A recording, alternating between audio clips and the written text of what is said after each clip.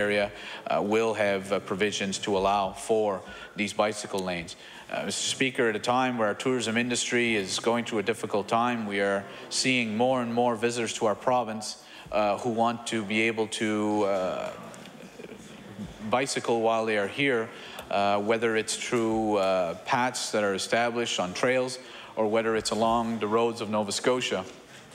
There's an opportunity here, I believe, in helping develop our tourism sector and being able to say that Nova Scotia is a bike-friendly province and that we are putting in infrastructure to make that a reality. As well, Mr. Speaker, as I mentioned on second reading, as a new parent, I can certainly say how much of a challenge it is, especially in rural areas, to be able to take your child out in a stroller along the shoulders of roads, whether it be in Richmond County or whether it be in other communities. If we're going to encourage parents to be able to lead healthy lifestyles with their children, especially young children, I think the establishment of bike lanes will also help address some of these concerns, especially in areas where there are no sidewalks.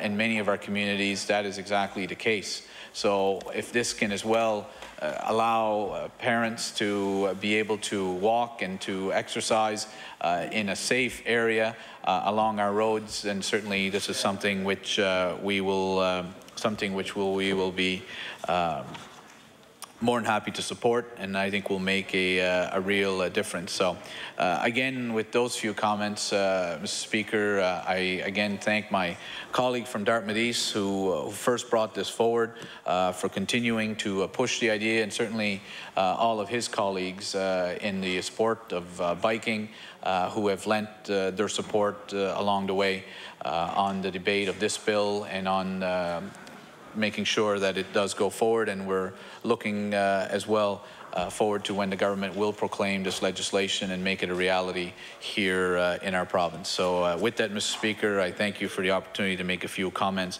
on Bill number 93. Thank you, Honourable Member. The Honourable Member for Dartmouth East. Thank you, Mr. Speaker. Mr. Speaker, I'm pleased to stand on this, and the first thing that comes to mind, I'm not sure whether my biggest memory of the legislature dealing with the bicycle issue will be a bike ride in the rain or the member of Argyle talking about wearing spandex next to tractor-trailer trucks. I've been horrified ever since that day in the legislature, and I certainly hope that our medical plan has good psychological therapy coverage for that. Mr. Speaker, it was back in the spring during Bike Week, the first week of June, when we first put out a press release saying that we would the Liberal caucus would move forward with legislation on this and suggest that to the House. And ironically, it was around the same time that the member for Bedford Birch Cove and I were both contacted by people and discussed this idea as something that was moving forward in the Ontario legislature. And of course, that bill is still before the legislature there. The minister, as the member for Richmond noted, did bring forward his own bill, and I was glad to see that he agreed to the amendments suggested by HRM that I spoke about at second reading, because I noticed that the minister had, in order to have the bill different, he added something which we also supported, which was the prohibition of parking in bicycle lanes. But of course, the way it was worded had some unintended, or could have had some unintended consequences. Obviously, we don't know until it went forward. So I would like to thank the minister for agreeing to changes in the bill before third reading to address some of those issues. Certainly, it would have been very unfortunate had we ended up in a situation where the bill passed but actually caused municipalities in Nova Scotia to restrict the construction and the painting and so forth of bike lanes because they were concerned about what might happen in terms of parking. Mr. Speaker, the member for Richmond did flag or did mention one issue, and he talked about the 5-year highway improvement plan the minister came out with today. And at the press briefing the minister gave on this legislation, he alluded to the fact that he hoped that, and I hope I will paraphrase him correctly in doing this. It's not my intent to paraphrase him incorrectly, that's for certain. But that he hoped that the province in its construction projects would give consideration to bicycle lanes or widened shoulders. And I would certainly hope that, you know, we have this 5-year list of projects here, and it would be interesting to know from the Minister whether certainly either widened shoulders, which is probably the least expensive option, or even painted lanes is up for consideration on any of those projects. And of course, one of the ones in particular would be the Burnside Expressway, which the Minister will hear me now lobbying for that, and so it's on the record in Hansard for future years to come. Mr. Speaker, you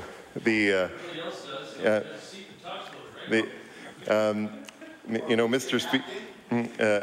And Mr. Speaker, as I say, if I had a napkin here, I'd be certain to pass it over with it written on. But let me just say with that one that it was unfortunate that when the province actually repaved the other end of Burnside Drive, which it has responsibility for, and this was before this minister's time, of course, it actually did not put in the bike connection from the bridge, which now crosses that highway, which crosses Highway 111. And the purpose of that bridge, when it was approved and cost shared by the province and the municipality, was actually to accommodate bicycles. And yet the bicycles come off and they actually end up in a relatively dangerous situation. So my hope is that the same thing won't happen on the other end of Burnside Drive, where of course the Burnside Expressway is intended to continue on from.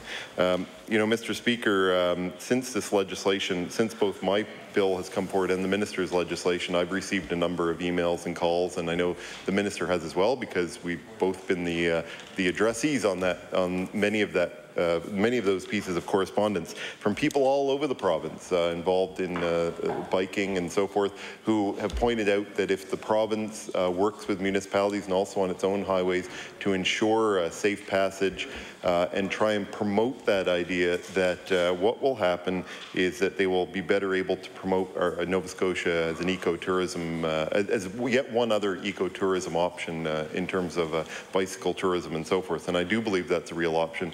I know I met in Cape Breton in the town of Bedeck with a very active group up there who cycles the Cabot Trail quite regularly and takes very large groups, particularly from Europe and New England, on the Cabot Trail bicycling. So this is the kind of thing that can make a real difference. And the one thing that I would leave the Minister with is the need to not just pass this legislation, but ensure that motorists are aware of this legislation, because there's no point in having a piece of legislation on the books to protect cyclists or other users of the road, and in fact protect vehicle drivers as well, without making them aware of this. And so, Mr. Speaker, I would urge the Minister for his department to get the word out to cyclists as this becomes proclaimed. And Mr. Speaker, with that, obviously we support this legislation. Again, I am glad that the Minister did include the amendments to the second part to make sure that the part that the government did add on not parking and bike lanes actually works as intended. Thank you very much, Mr. Speaker, and I will now take the floor, as I understand the member from Argyle wishes to tell us more about spandex. Thank you, Honourable Member. I'll now recognize the Honourable Member for Argyle. Thank you very much, Mr. Speaker. It's my pleasure to stand for a few moments and then speak to this bill. You know, I did talk in second reading, and I promised not to bring up some of the issues that I did bring during that one, but I will talk about cycling in Nova Scotia and the importance of a 1 meter rule, and maybe the issue of being able to cycle from one end of the province to another. Mr. Speaker, for many years we've been trying to work with local communities, working with municipalities, trying to support them in what they would qualify as being an active transportation plan. And within those active transportation plans, many aspects of it come into place. And I can say in the Yarmouth area that there's a great active transportation group, one that has a great plan to provide cycling avenues, cycling responsibilities, cycling opportunities for people in that neck of the woods. Because many times we've talked about being able to travel from Yarmouth to Sydney on a bike lane. And Mr. Speaker, as years go by, we're seeing some parts of that. We're seeing some paved bicycle lanes, and other times we're seeing trails and those kinds of things crop up around our province. Mr. Speaker, all we can say is that there's a tremendous opportunity in this as well, is the opportunity to market our province as a true cycling destination for those individuals who have had the opportunity to travel in other parts of the world where cycling is a lot more accepted than it is here. You know, people go there by the hundreds, if not thousands, to experience the scenery, the communities by bike. Joining us in the gallery today, I've got two individuals, and I'll say hi to Nick Giacomantonio, Dr. Nick. Nick is the president of something called the Cycle Society of Nova Scotia, and also has managed the issue called the Heartland Tour, which is the one that I participate in with the Minister of Justice as well. And of course, joining with him is Damon Goodwin, just a good friend of ours. We were just in talking a little earlier about certain cardiovascular issues. But Mr. Speaker, I know Nick had the opportunity to travel to I believe it was Italy this last time, and to cycle around Italy. And he got to see what real cycling is about. And I know he's had the opportunity and talks about it in other parts of the world that he's been able to visit. And we have the most beautiful scenery here in Nova Scotia. We just maybe don't have the opportunity to see them. And I can say last year when I had the opportunity to travel around the province during the Heartland Tour, I can say there was some wonderful scenery to be seen. You know, whether it was going around Cape George in Antigonish area, which is sort of the mini Cabot Trail. I tell you, I sweat my way up that hill and I got down it, but what a wonderful scenery as it goes around that. We had the opportunity to go around the Bredor, Little Bredor, into the member for Cape Breton, Victoria. Why do I do that all the time? Cape Breton, Victoria. Cape Breton, the Lakes, Victoria, the Lakes, and to be all along the Bredor Lakes. We have some of the most beautiful scenery for cycling of anywhere in the country. But I can tell you, we probably have some of the most dangerous country as well, because of the way cyclists are treated, really, in this province. And I know everybody in here can tell you of an instance where either they've been on a bike. I mean, many people here have been on a bike once or twice in their lives and had the opportunity of near misses in their province. I've had near misses with bikes or trucks or whatever coming up beside you and scaring you, or coming so close that it's made you wobble your way into the ditch. Mr. Speaker, this happens at an alarming rate here in Nova Scotia. You know, I think the opportunity to educate Nova Scotians about the safety or what we as a cyclist have to endure as we're cycling around our province, believing in a sport that we believe in and reaping the benefits of that sport. But there's more of a sort of a, you know, there's a ratio there of being able to, you know, expire quicker, I think in some cases, depending on where we're at in the province. Mr. Speaker, I've sat on my bike side by side with the Minister of Justice as we've traveled around. I think when we talked about it last, we were on our way out to Peggy's Cove in the fog. And I can tell you, Peggy's Cove in the fog is a hard place to cycle out to. It's, again, one of the prettier rides that we have in the province. But I can tell you, it would be nice to have a little more of a shoulder to be able to cycle on. The meter is one thing. You know, the meter, if the driver of the vehicle knows about the meter, that's one thing. In a lot of cases, you don't get the meter. You know, if you take the route to Peggy's Cove, you know there's a high traffic area there. As people go in and out either to see Peggy's Cove or even the population density into that area. And it's winding roads. It's not just one big long straight road. It's in and out of these coves. Boy, it sure would be nice to have a bike lane going out there to see probably one of the prettiest places in the province. So really what I'm trying to say here, Mr. Speaker, is that we did have the 5-year plan presented by the Minister of Transportation today, one that is, I think, a very good basis on the future work here in Nova Scotia. But there was no real talk of bike lanes in here that I've been able to find in my perusal through this document. It does talk about secondary highways, trunks and routes, more of an explanation of what those things are, but really no understanding, I believe, on adding a bike lane or being able to accommodate a cycling public. Mr. Speaker, you know, because Nick's in the gallery today, I do want to thank the MLAs that are here, that did participate in some way or another with the Heartland Tour. I believe you, Mr. Speaker, it was good to see you at the parade in Pictou as we cycled on down the hill. Wasn't too hard, wasn't too fast, but it was really well. It was really well attended. I mean, there was thousands of people on the side getting the message of a heart health community, living not only hearing the words of living well, but actually participating in that. Mr. Speaker, I know the member for Kings, North or South, one of those. The Minister of Service Nova Scotia did meet us at Acadia University to talk about cycling safety and cycling issues with that. It was great to see her out at that one. Mr. Speaker, what we're going to try to do, I think, over the next bit is see if we can get one or two more MLAs to participate. I think we need a Liberal MLA, I think, to participate in the Heartland Tour. I know the member for Yarmouth is keen. I know the member for Kings West is keen. I know the member for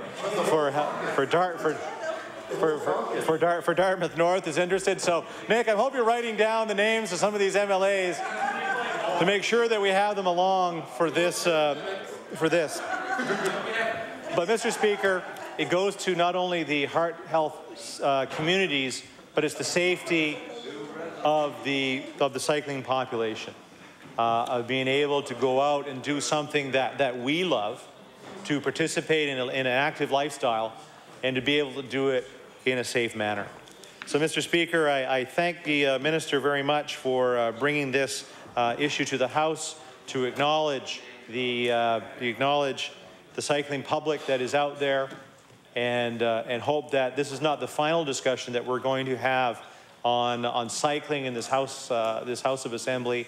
I know there's many other tweaks that I know the member for Dartmouth North, Dartmouth East, has talked about on a number of occasions, and I know I've brought up forward the issue of 2x2.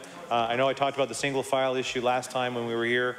I think that needs a little more thought and maybe a bit of a change down the road, because in a lot of cases, as I said during my second reading speech, the issue is that when you're all in one long line, if you've got 30 people in a pace line, when the motorized group passes you by, they only pass you by about half, and therefore try to merge into your lane in order to get past the rest. You know, there's many times when you get pushed over by a vehicle, and that's something that I really want to have maybe some further thought on. There's always the issue of stopping at stop signs while you're clipped into your bike. Which I don't know whether is safe or not safe, but I think there's maybe some further discussion around that one. But then again, that's for a later day. So, Mr. Speaker, again, thank the Minister for bringing this forward, and look forward to further discussion on this one at a later date. Thank you very much, Mr. Speaker. Thank you, Honourable Member. I'll now recognize the Honourable Member for Clare. Thank you, Mr. Speaker. Mr. Speaker, I just want to comment a little bit on the third and final reading on Bill number 93.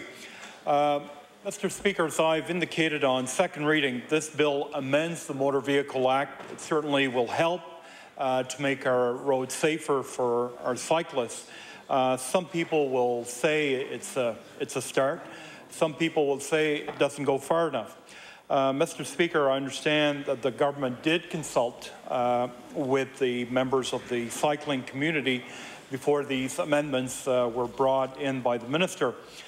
As I pointed out, when you look at the bill, some, as I've said, will indicate that the bill doesn't go far enough. There should be a lot more in this bill.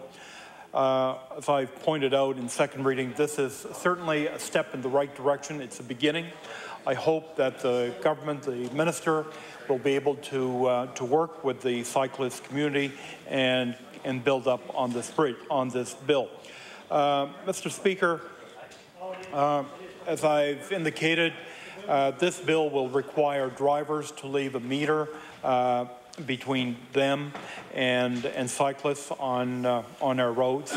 As I've indicated, many drivers are already doing this, but also there are drivers that are not leaving a space between themselves and the cyclists when they're going by bicycles on our roads.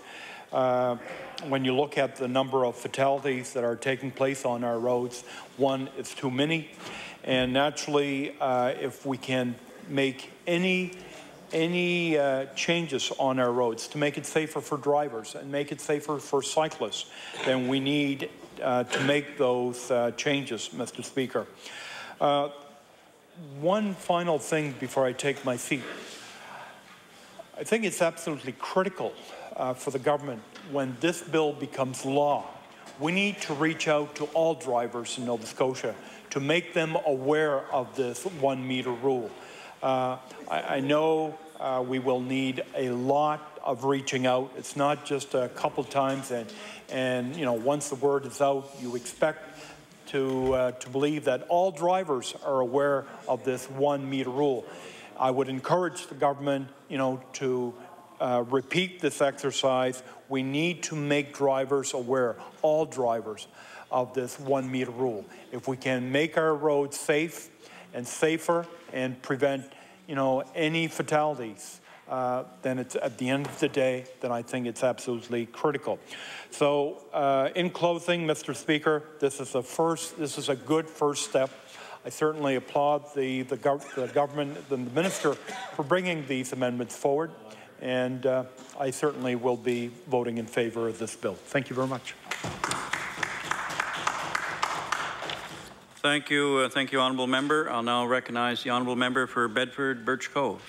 Thank you, Mr. Speaker. I'm pleased to rise in my place this evening to speak to the bicycle lane bill, and I guess it was early last spring when the member for Dartmouth East and I began getting letters on this subject from bicycle groups, and we found that what they call south of the border the 3-foot rule was being adopted by various U.S. states, and we began to do some research. Coincidentally, it was around Mother's Day that I suggested what I'd really like to buy sometime was a bike, and I meant a Vespa, but my husband decided to get me a bicycle for Mother's Day. So suddenly I rejoined the cycling community, and after 30 years I found myself out on a bike on Dartmouth Road.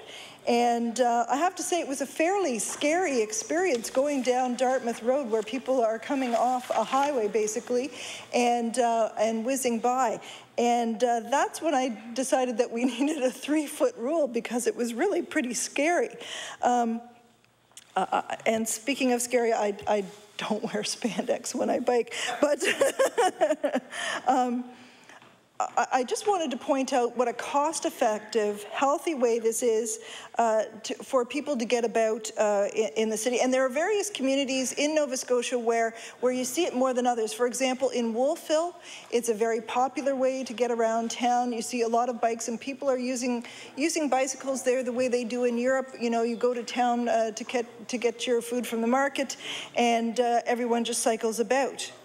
I must say that on the day that the member for Dartmouth East tabled his bill, I was extraordinarily glad that we had decided that he should do it and not me, because it was pouring cats and dogs, and I thought it was most appropriate that he ride instead of me, because he has a much shorter ride to work. I did want to echo what the member for Dartmouth East said about ecotourism. One of the things you see in Europe a lot are cycling tours. And I think that if we make Nova Scotia a safer place to cycle in, then you're going to see some growth in this, in cycling as a mode of transport for ecotourism. And the member for Argyle suggested that perhaps the Liberals might want to join the Heartland tour, and I've indicated to him that I'm quite willing to do this, but only if I go tandem with somebody else and I'm on the back and they can do all the heavy cycling. Anyway, Mr. Speaker, I do want to commend the minister for moving to bring in this bill. Even though there was one previously tabled from our caucus, I do think it is a worthy endeavor, and I do think that it is important that we provide augmented safety for cyclists, because this is it's of concern. Anyone who's done any cycling at all knows that it can be pretty scary when a car is passing you by, or they're extraordinarily close, and when you're on a bike, you're basically naked out there, spandex aside. You don't have any protection like you do in a car, and so I do think that that this is a bill well worth voting for. Thank you. Thank you, honourable member.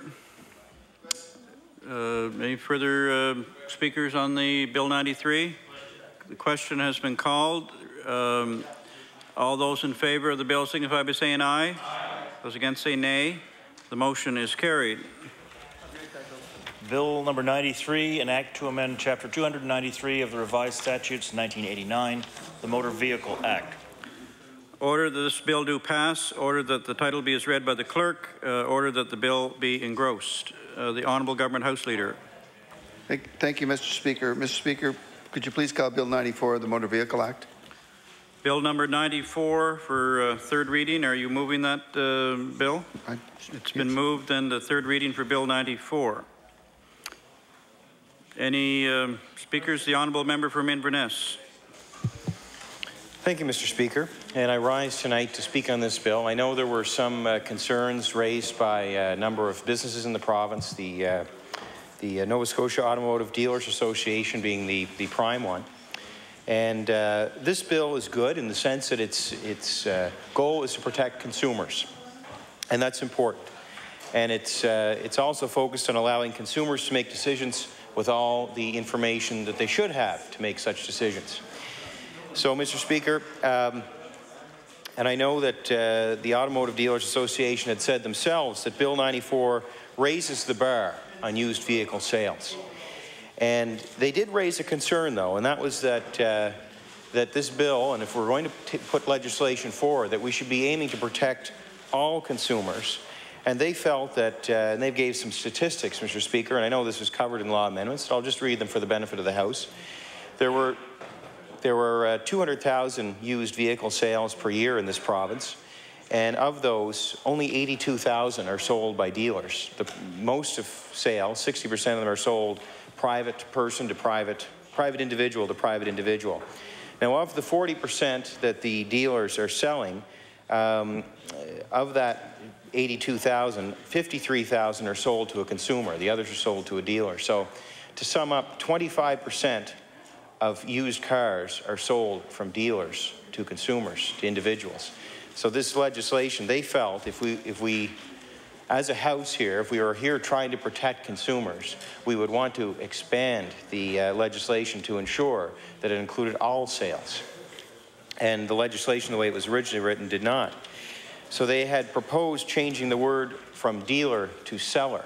So seller would obviously cover any individuals that were selling used cars to other people.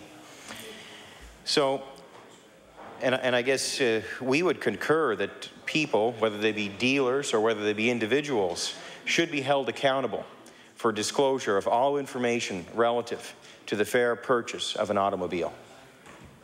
And I know they raised a couple of other points. When dealing with trade-ins, the onus should be on the trader to report. I can think of a story one dealer told me. He said that he's a very experienced dealer in this province. And he told me, you know, a dealer can be swindled by an individual off the street as well. If it's might be a stormy day outside and they might be selling a vehicle, there could be a car that's being traded on it, and circumstances may not permit them to take a full look at the vehicle, and there may be something wrong with the vehicle, and I'm just expressing what he told me. And at the end of the day, his point was that we need to protect all buyers. And now, it is possible, and I haven't discussed this with the minister, but it is possible that dealers can protect themselves with this legislation by consulting with the registrar to see if a vehicle has been branded a lemon or non-repairable or rebuilt or a salvage vehicle. And if that's the case, and if that protects the dealers, then that protects, in turn, consumers, the other 75% of consumers. So if that's the case, that's positive, and I hope that it is. The focus here should be on unscrupulous people, and that, again, Mr. Speaker, is not just dealers, it could be anybody. So with that, Mr. Speaker, I do presume that the department will produce some literature for people, whether they be buyers or sellers, with respect to this new legislation that will help people understand it, so help people to comply with it, and also help people to who are buyers and what to watch for, and how they should be, what they should be watching for, how this legislation will protect them.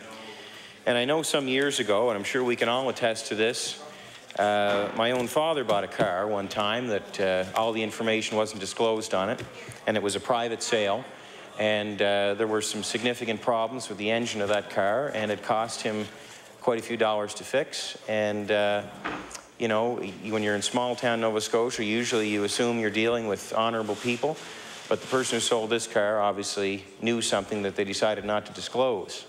And I think that's what this legislation is, the aim of it is to protect people. And in that case, I don't know if it would make a difference, but we do appreciate government trying to make a difference for people. And with that, Mr. Speaker, I will conclude my remarks.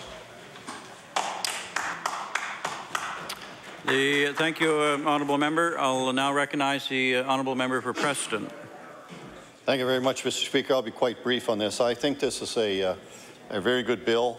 It does indeed help protect consumers from unscrupulous people, as my honourable colleague has just said.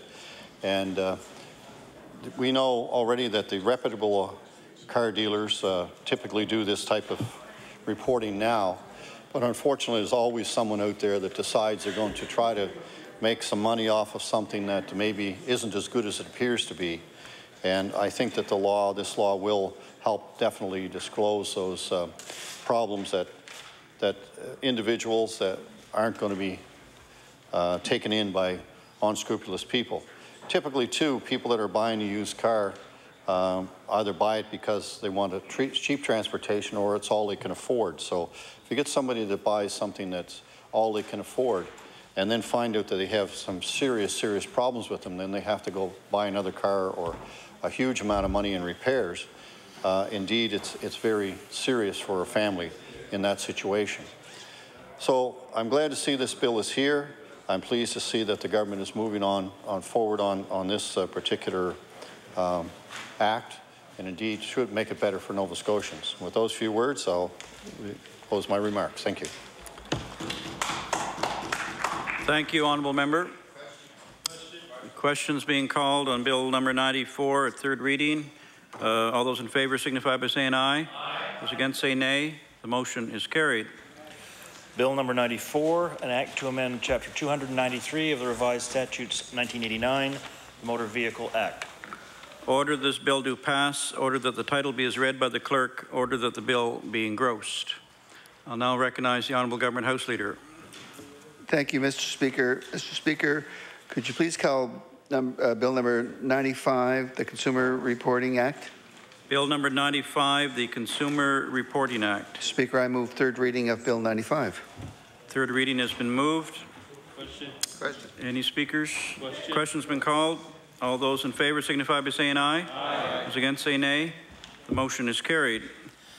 Bill number 95, an act to amend Chapter 93 of the Revised Statutes 1989, the Consumer Reporting Act.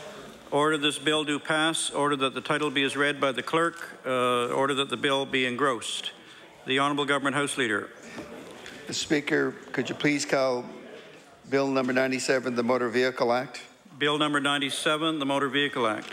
Mr. Speaker, I call third reading of Bill number 97. You're moving third reading on Bill number 97. The Honourable Member for Richmond. Mr. Speaker, I must say it's with disappointment I rise to speak on third reading of Bill 97. As I had mentioned earlier, I'd hoped that the Minister of Transportation and Infrastructure Renewal would have provided some greater clarity regarding how the enforcement of these provisions are going to take place, because the wording of the bill very clearly states that it is an offence to be texting or operating a mobile phone while operating a motor vehicle on a highway. That's not the specific language, but basically it states operating a motor vehicle on a highway. The question I raised on second reading is, how does one define operating a motor vehicle? And number two, how will the definition be enforced of on a highway? As I mentioned on second reading, Speaker, the definition of what is a highway is quite broad. And my question is, on behalf of Nova Scotians who obviously wish to follow the law by not being on the road and trying to text or phone or check their emails or anything else while they're driving, and many Nova Scotians believe that if they pull over to the shoulder and they're off the asphalt portion, that then they are respecting the law. The fact is, the definition of highway quite possibly would include the shoulder of the road. So the last thing we want to see is that someone who's trying to be responsible in pulling over to respond to a text or an email or make a phone call would actually be in violation because of the fact that under the legal definition they're still on a highway. The other question which I raised was, what definition will be given to operating a motor vehicle? In that if someone is pulled over, even if it's not considered a highway, if they are pulled over and their vehicle is still on, or it's still in gear and they just have their foot on the brake, will that be considered operating a motor vehicle?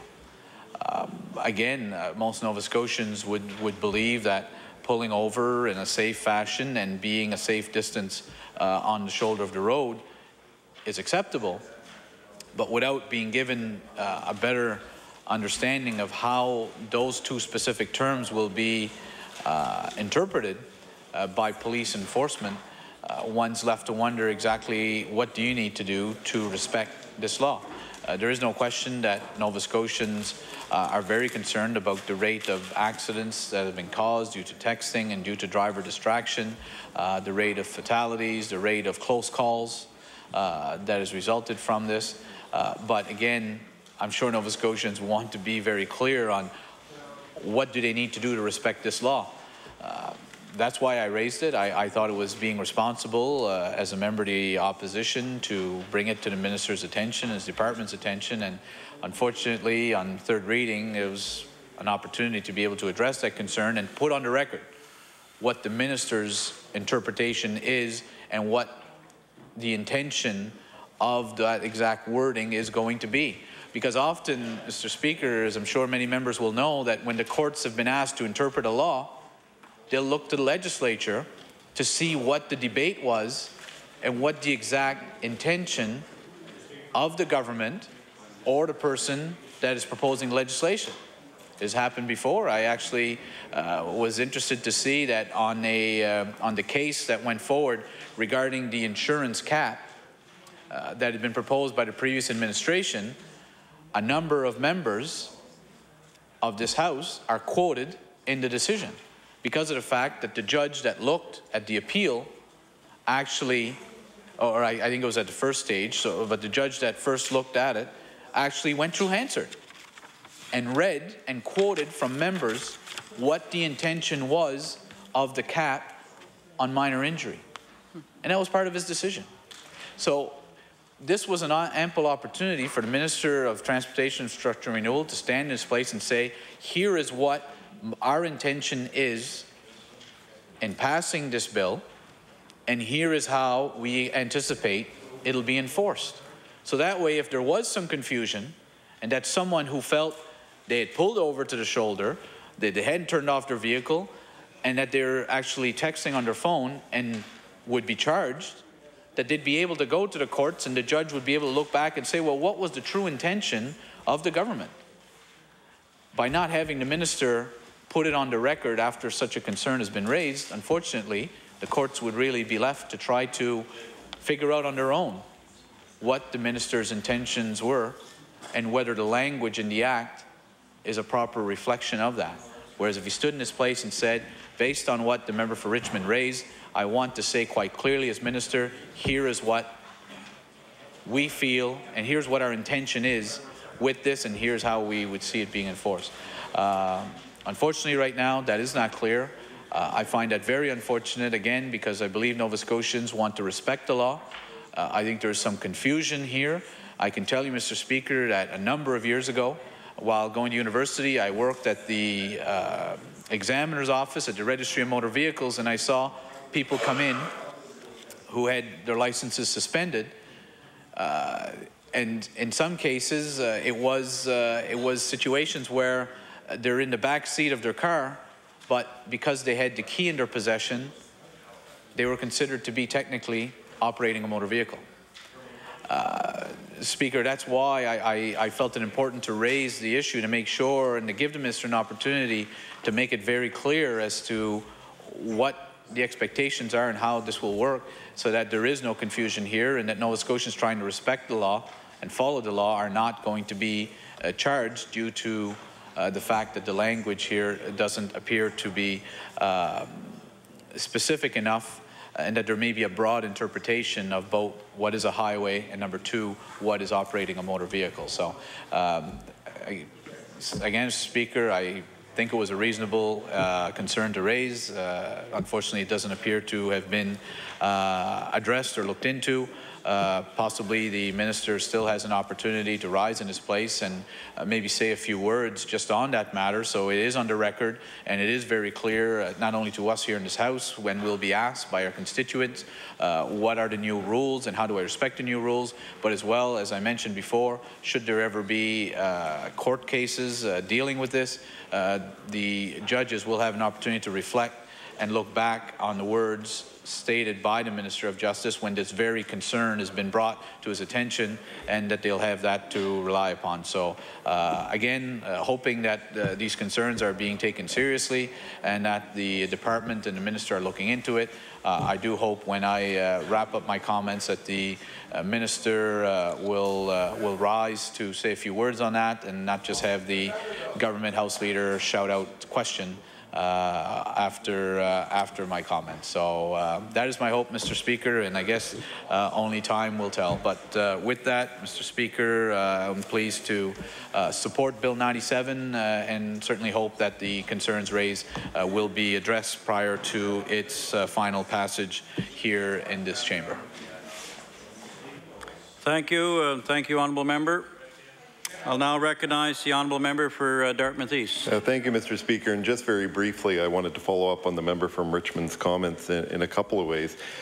One, I think when the member for Richmond asked that question earlier, it happened that the officer who was working here that day from Halifax Regional Police had been listening to some of that debate, and his comment at the time was that they have been advised that, at least for the purpose of liquor violations, for example, that as soon as you have the keys in your hands and are at the door of your car, they consider you to be operating a vehicle, because otherwise they consider it entrapment once you've entered it.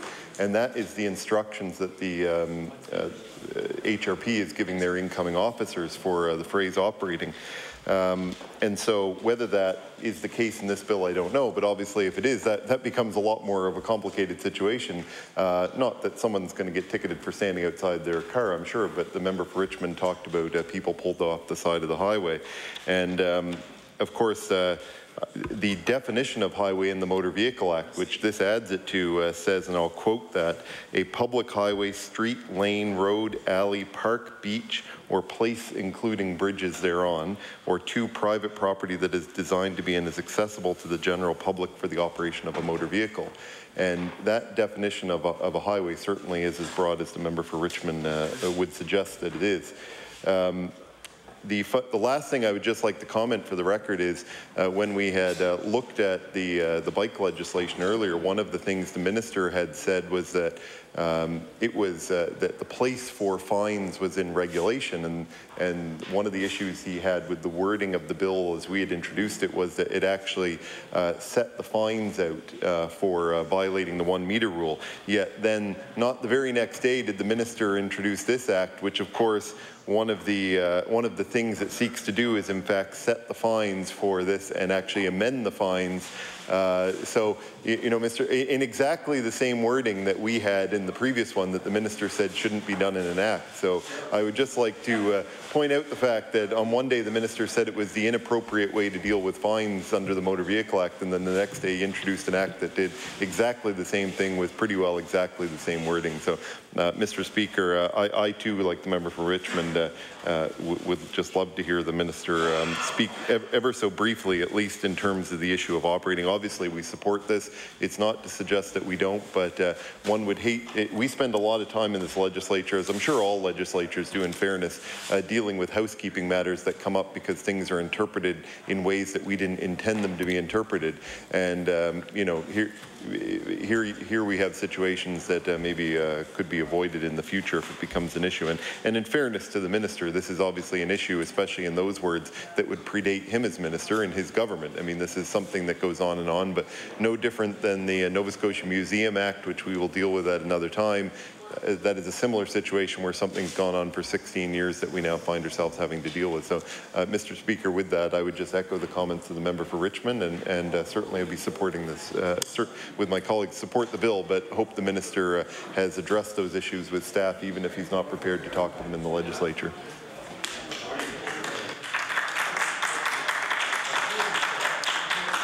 Thank you, honourable member. I'll now recognize the honourable member from Clare. Thank you, Mr. Speaker. Mr. Speaker, I'm pleased to rise and say a few words on Bill 97, the Motor Vehicle Act. Mr. Speaker, as I pointed out on second reading, this bill is very important. These amendments that are before the House are extremely important to address some serious problems that are happening on our roads with regards to cell phones, regarding texting and street racing. Mr. Speaker, I remember when the minister did his opening comments on second reading, he talked about there were 8,300 convictions against basically using cell phones, or for drivers using cell phones or texting while driving. Mr. Speaker, we know that the government did bring a law to ban the usage of handheld cell phones back 2.5 years ago. When I looked at the number of convictions that have come out in the last 2.5 years, and at the same time, every time that I'm driving, you're always seeing people driving with handheld cell phone. So, of course, we have to recognize, you know, this 8,300, you know, probably the problem is way a lot bigger. I hope with the amendments that are before the House, and especially now that the bill has come before the House in third reading, you know, this bill is on the eve of getting passed through the House.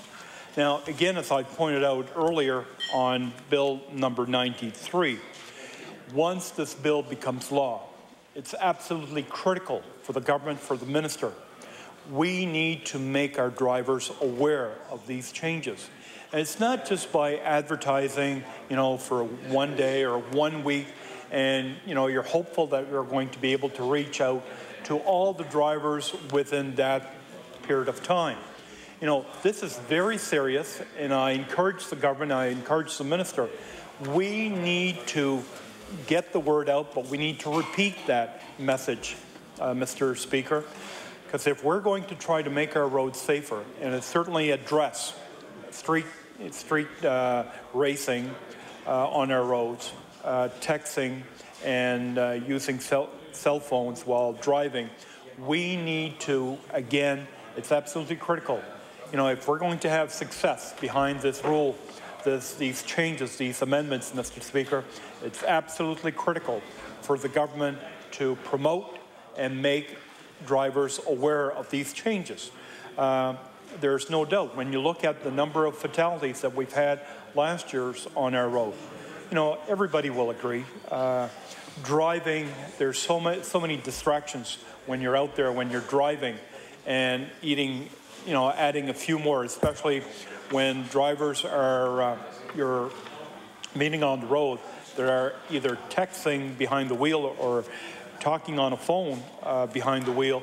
It's absolutely critical for the government, again, to make drivers aware, make the general public aware. You know, we've seen changes that were brought under the Motor Vehicle Act. Government has done some promotion, and then all of a sudden, you know, you have to wonder, you know, what's going on. Today, on the way up, Mr. Speaker, there were a couple police cars, flashing lights on the side of the road, and motorists just kept on zooming at about 105, 110 kilometers, passing those emergency vehicles stopped on the side of the 101 coming up. So obviously, as we've said before, you know, when government brings changes, it's absolutely critical, you know, that we need to reach out to all our drivers in our province to make them aware of these changes. At the same time, and I've said this before, when we have people and we have drivers coming in from outside of Nova Scotia driving on our roads, you know, we need to make them aware. At all the entries into our province, usually we have posted signs at the border in New Brunswick, leaving New Brunswick, coming into Nova Scotia, in Olac, Mr. Speaker, or in Yarmouth, or in North Sydney. It's absolutely critical, Mr. Speaker, that government has a responsibility here to make out-of-town drivers from outside of Nova Scotia, making them aware of these changes that are affecting drivers on our roads. So I hope, Mr. Speaker, that the government, once this bill number 97 goes through third and final reading and gets to be proclaimed law in Nova Scotia, that the government will take, you know, the opportunity to certainly reach out to all drivers, not just once, but as many times as needed. Because I think in order to make our roads safer, we need to reach out and get that information out. And like I said, not just to our drivers in our province, but it's also to drivers coming from outside of our province driving on our roads. We need to make sure that that information is available, and you know, if it's available, there's no doubt that we will reduce the number of fatalities on our roads. So with those few comments, Mr. Speaker, I'm pleased to take my seat.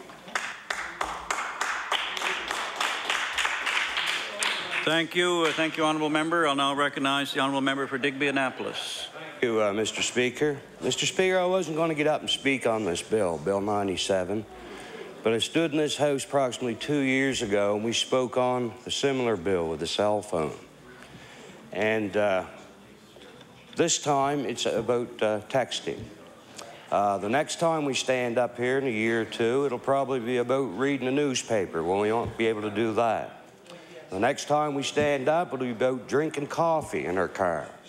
And the next time we stand up in here, there'll be another bill. There'll just be bills and bills and bills and bills piling up on the little tiny things we can't do while we're driving a car. Well, Mr. Speaker, I got to repeat again what happened to me 41 years ago.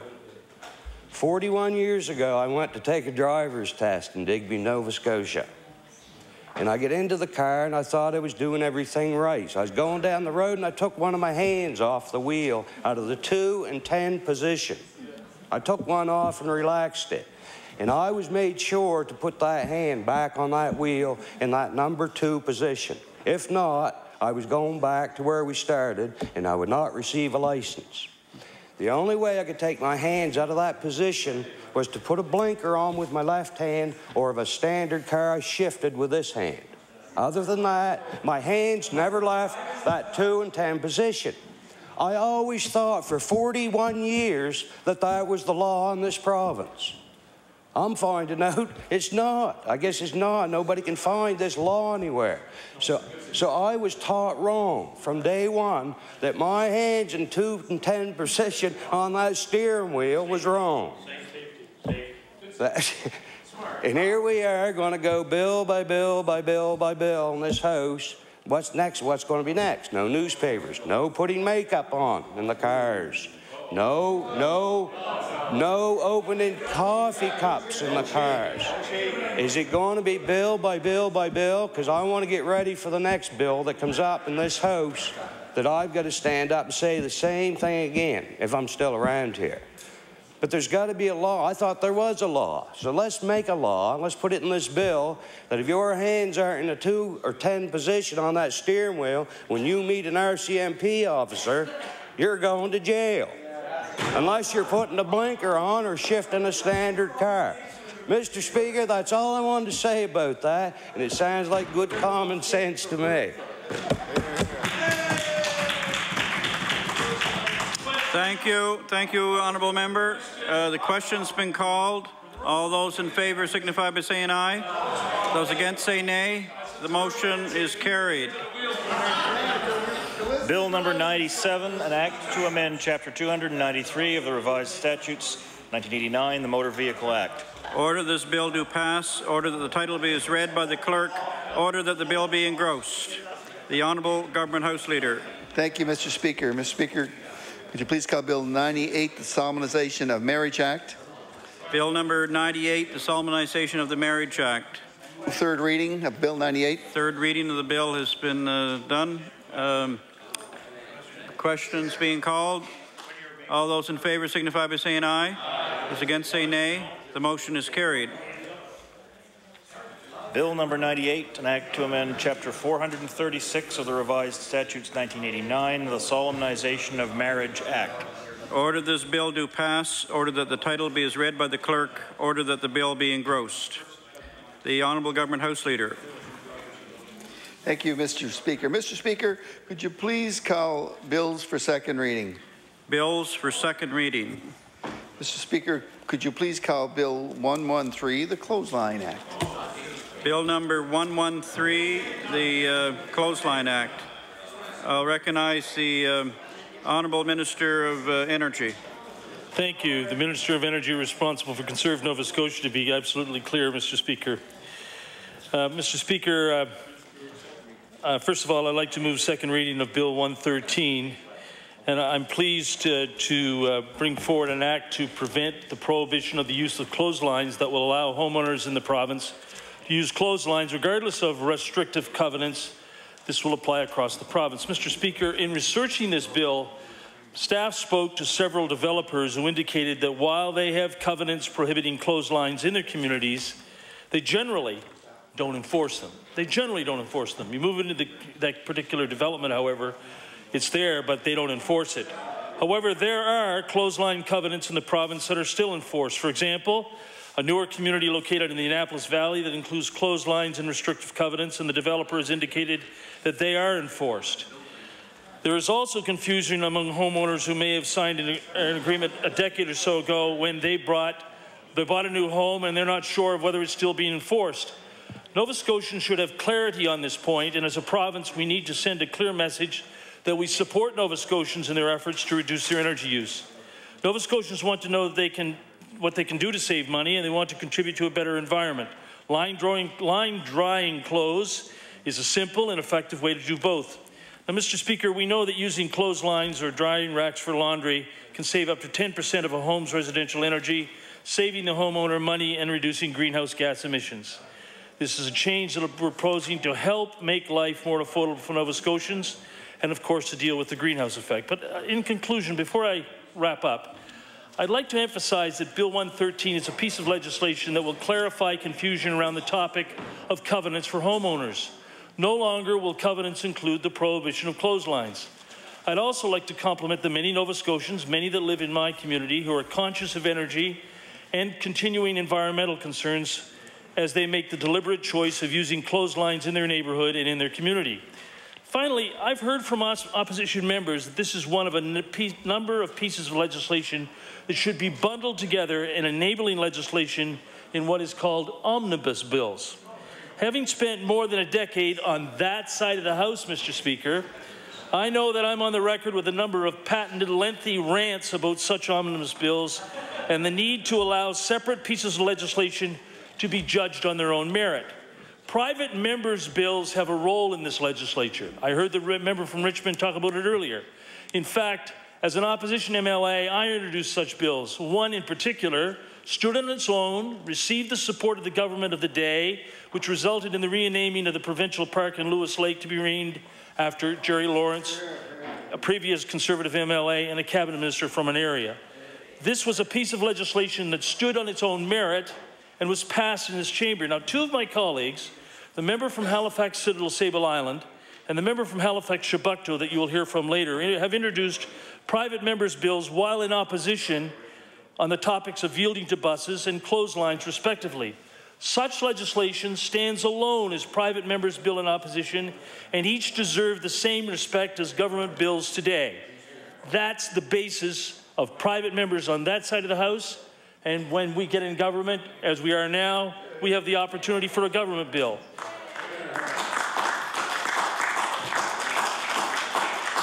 So to the members opposite who are trumpeting an omnibus bill enabling legislation, be careful what you wish for. I stood there and made the point on numerous occasions this would be a good bill with a particular clause that I could support, but I'm not going to support an omnibus bill. Now, I know you're playing the game. They're saying there's so many pieces of legislation that are going to be introduced. This is a piece of legislation the member from Halifax Chebucto took the time to do a great deal of research when he was in opposition. When I became Minister of Energy, one of the first things that the member from Chebucto said to me, could we please bring forth this clothesline legislation? It is a covenant of some consequence. It serves a useful purpose on a topic of interest for homeowners in constituencies like mine across this province. I look forward to members of all sides of the House supporting this legislation, a private member's bill in opposition, a government member's bill with the NDP in power.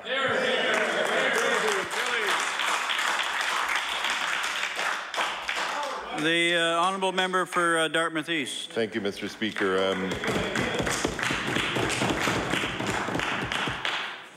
I guess when you speak out against the convention centre, you don't get to introduce your own bill. The thing is, you know, Mr. Speaker,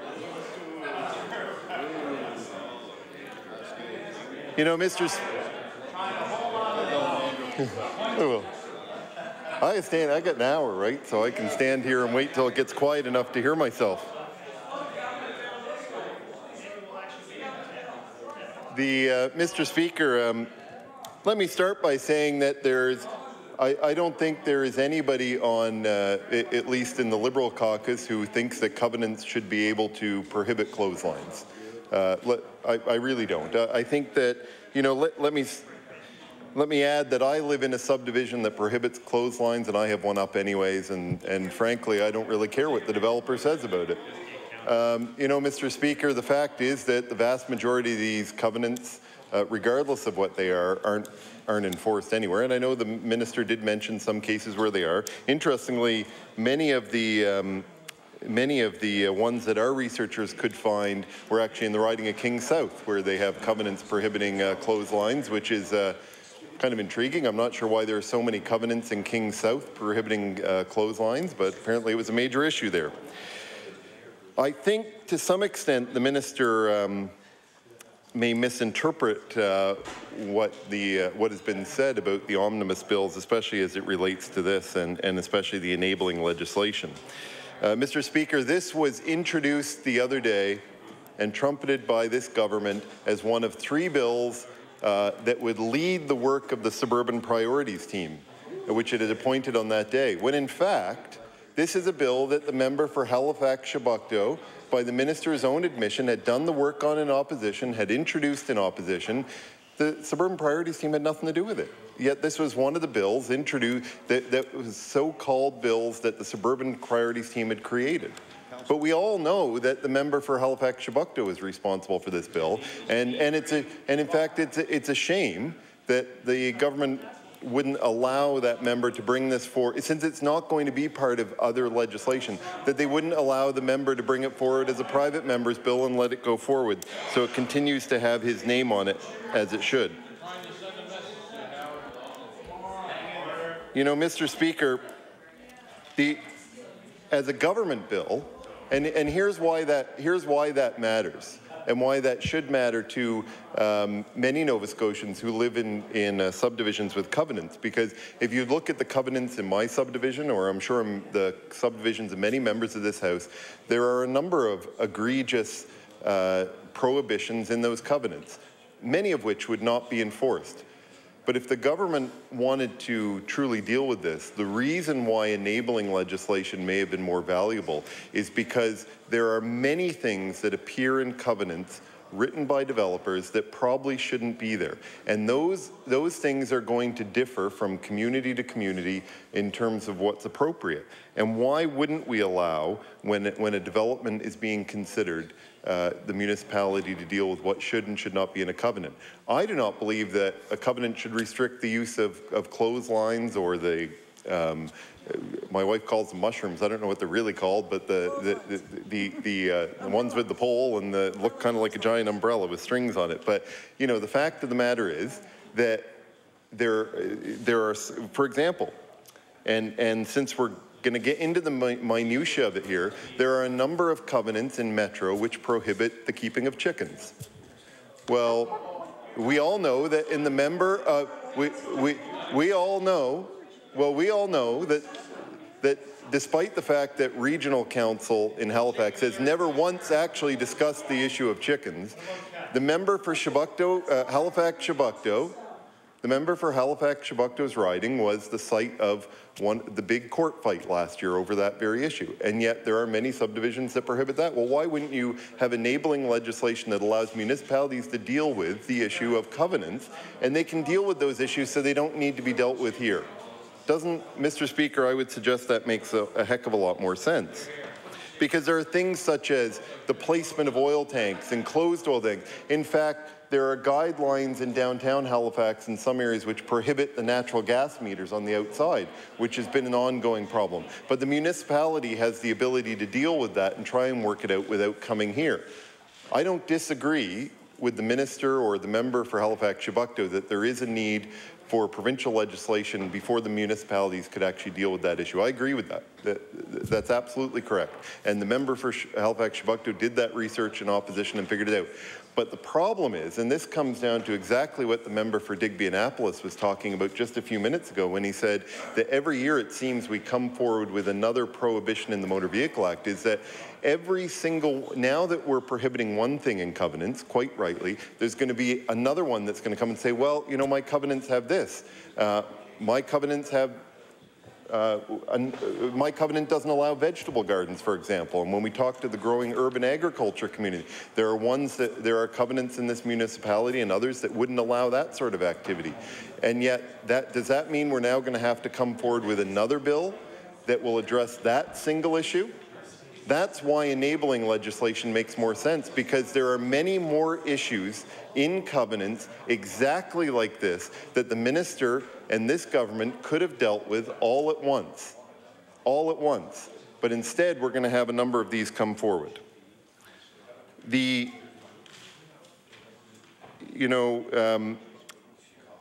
Speaker, the minister stood up and he's introduced this as an energy bill because through Conserve Nova Scotia, and that's fine. I don't disagree on the merits, and I'm sure the member for Halifax-Chebucto is going to get up and talk about the merits of using clotheslines. And frankly, Mr. Speaker, I've experienced it myself. The reason I put it up was to save electricity, and it's worked. I can see it on my power bills in the summer every year. You're absolutely right that it works.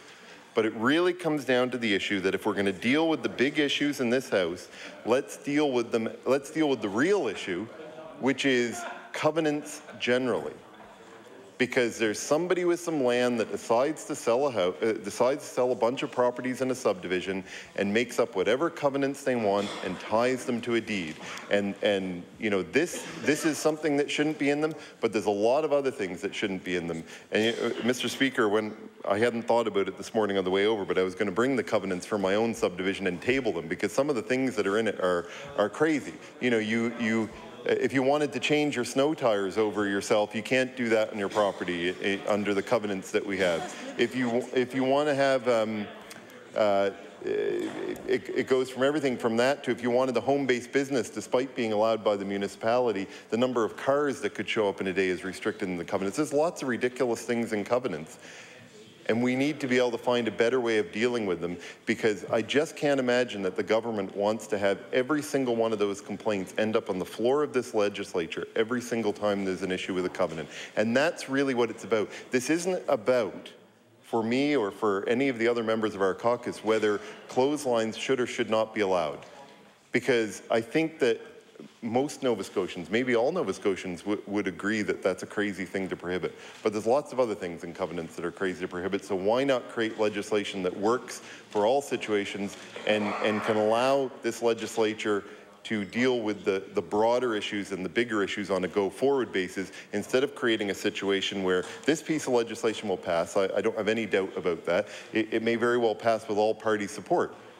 But the fact is that the next thing we need to ban from covenants will be,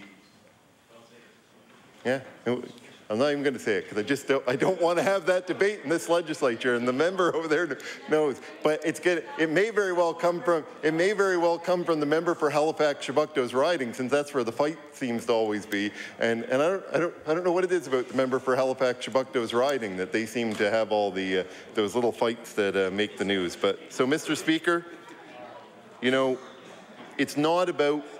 In closing, it's not about whether banning clotheslines is the right thing, or banning the restriction on clotheslines in covenants is the right thing to do or not. It's about what is the appropriate use and time in the legislature, and there is an issue with covenants. There is absolutely an issue with covenants in every part of this province and in most subdivisions. But why don't we come up with a solution that deals with all the problems and lets communities decide what's appropriate in a covenant and what's not. Thank you very much, Mr. Speaker.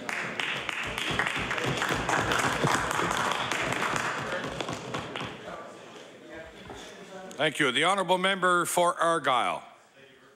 Thank you very much, Mr. Speaker. It's my honour to stand for a few moments and speak to this bill. I want to send a special congratulations to the member for Halifax-Chebucto for his bill finally seeing the floor of the House.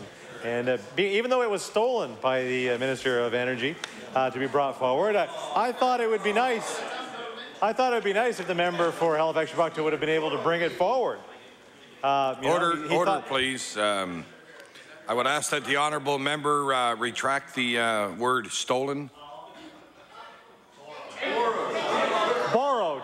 Borrowed. I'll take stolen away and I'll say borrowed. Thank you. I want to thank the Deputy Premier for he was left out to hang and dry on this one.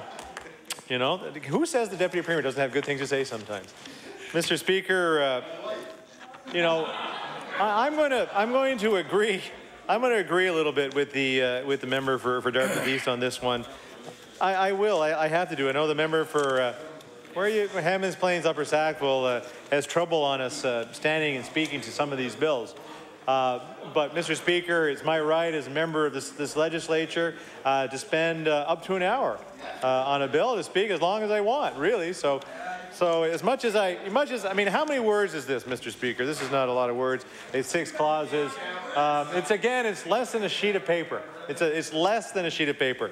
So, Mr. Speaker, you know, we're trying to be green, I guess is what we're trying to be. You know, the member for Halifax-Chebucto is really trying to be green in most cases. But ultimately, we're trying to be green, and yet we're printing thousands and thousands of pages for bills when we could, you know, call it a smart energy bill and put idling and clotheslines in it. or something like that. I know the member or the Minister of Transportation Infrastructure Renewal had a good point. I don't know if it was the best point, but it was a good point of when a good issue comes forward, that we should have it in its separate bill, that we shouldn't hide things in omnibus bills. But ultimately, when they are only a half a page, then maybe we should try to, you know, be a little more conscious of the paperwork that we are trying to create as we go down this. Now, Mr. Speaker, I am a rural person. I maybe am not as smart as some of our learned people in here, but I think a clothesline tends to fit into that no-brainer category. You know, if you want to put up a clothesline, go put up a darn clothesline, because it is the most efficient way to dry your clothes, the most green way to do it. So this, in my mind, doesn't require a piece of legislation to be discussed and brought forward to this Assembly. Mr. Speaker, it's again, thank you very much to my member for Cape Breton, is this is a number for Cape Breton South. It's a number. We're going to rack up all these bills. And I know that the Deputy Premier and the Premier and whoever will be standing side by side in front of the media and say, look at the good work that we did as a government. Look at the good work that we did. We put, I mean, how many bills are we at now? You know, well, we're at 119, but we're not, of course, not going to pass all of them. But, you know, is it going to be 38? Is it going to be 40? Look at the good work that we were able to do. We legislated common sense. Common sense is a hard thing to legislate, Mr. Speaker. And ultimately, that's what they're trying to do, you know, taking common sense issues and make it into a piece of legislation and say that you must or you shall therefore do, when the common folk would probably just say, I'm going to put up a clothesline anyway. The member for Dartmouth East says he has a covenant on his property, and he put up a clothesline. Now, here's a member of our Assembly. Here's a ex-Halifax Halifax councilman, and he was smart enough to put up a clothesline when he wanted to put up a clothesline. So I think Nova Scotians are smart enough that if they want a clothesline, that they're going to put one up. Now, maybe in Halifax Chebucto that doesn't happen regularly. Maybe the member for Halifax Chebucto needs to put up a little more clotheslines to hang all the mittens and the gloves that he's going to pick up over the next few months in winter. And I'll help him out too, because I do find stray ones here and there, and maybe I'll find a couple of matches. Hey, I've got 2 kids, and I can say, I think Anne, my wife, of course, bought them each 5 pairs of mittens already, and we don't have those 5 pair anymore. I think we're down to 2 pairs each, and I think they're actually odd pairs. So I know the member. So, Mr. Speaker, maybe the member for Halifax Chebucto needs a clothesline to wash his mittens as he goes down. So that's the point that I'm trying to make. But, Mr. Speaker, again, it's the issue of a bill that is taking up our time. The member for Dartmouth East is quite right. This is a municipal issue. This is not a provincial issue. This is not one that we needed to talk about. This is not one that I really cherish of standing and having to talk to. But it was brought to the floor, and therefore I believe it requires some debate. Mr. Speaker, I don't have a covenant on my house. You know, I'm lucky that I found the property that I found a long time ago, and it had a clothesline in it already, and I replaced it once already. But I can tell you, I put some good. Actually, I had rope first, and the rope didn't last as long as I wanted it to. So I did put up some of that wire now, that rubber-coated wire, and that seems to be working really well. And I can say that I on many occasions find myself putting clothes on the line. What's the spandex? Mr. Speaker, as you know, as I said, I do have 2 children. 2 children that aren't in Cubs or Scouts, but I wish they were at times, but we don't have a Cub or Scout group close enough to home to be able to bring them to. But, I'm here talking to clothesline bills, so it's really hard for me to spend the time being a Scout master, as I was for a very long time. But, you know, my 20 years in the Scouting movement has helped me be at the floor of this legislature. and being able to distinguish what's wrong and what's right.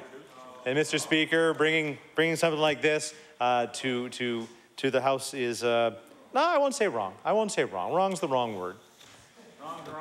Wrong's the wrong word. Does that make it the right word? Does that, I don't know. What does that do? Does that make the right word? Unnecessary. Makes it unnecessary, Mr. Speaker. The point is it's unnecessary to have this before us. And you know, as we make our count of the bills that were brought forward and passed in this House, we're not going to count this one. This one is not on the count, just like many of the other ones are not on the count right now. There's 2 or 3 of them here that I can say are good debates, are interesting, are of merit, which will truly impact the lives of Nova Scotians. This one is just silly. So thank you very much for having the opportunity to speak to it today. Thank you. The honourable member. Thank you. The honourable member for Halifax, Shabukto.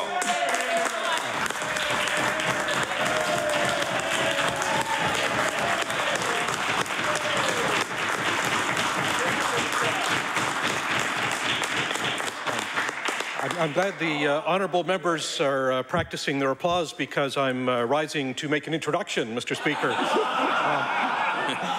Mr. Speaker, I would like to draw the attention of the members of the House to the presence in the gallery of a troop of Scouts. This is the 36th Halifax Scout Troop, St. Thomas Aquinas Church. There are 25 members of this troop, along with their leaders, Howard Donoghue, who many of us will recognize as a retired provincial civil servant, along with Jesse Horodisky and Patricia Figueiredo. So I would like the members, now that they're in practice, to show the members of the troop a very warm welcome to our proceedings this evening.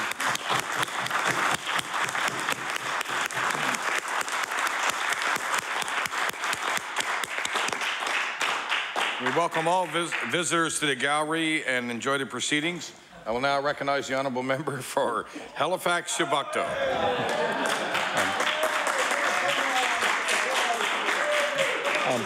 Mr. Speaker, every once in a while, I perhaps should say every once in a very long while, and contrary to experience and expectation, something actually goes right for a change.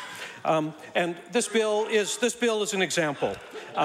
Bill 113, which shows the endorsement of this House for the use of solar-powered clothes dryers, is exactly the kind of legislation that we would wish to see come forward and that I personally am happy to see come forward.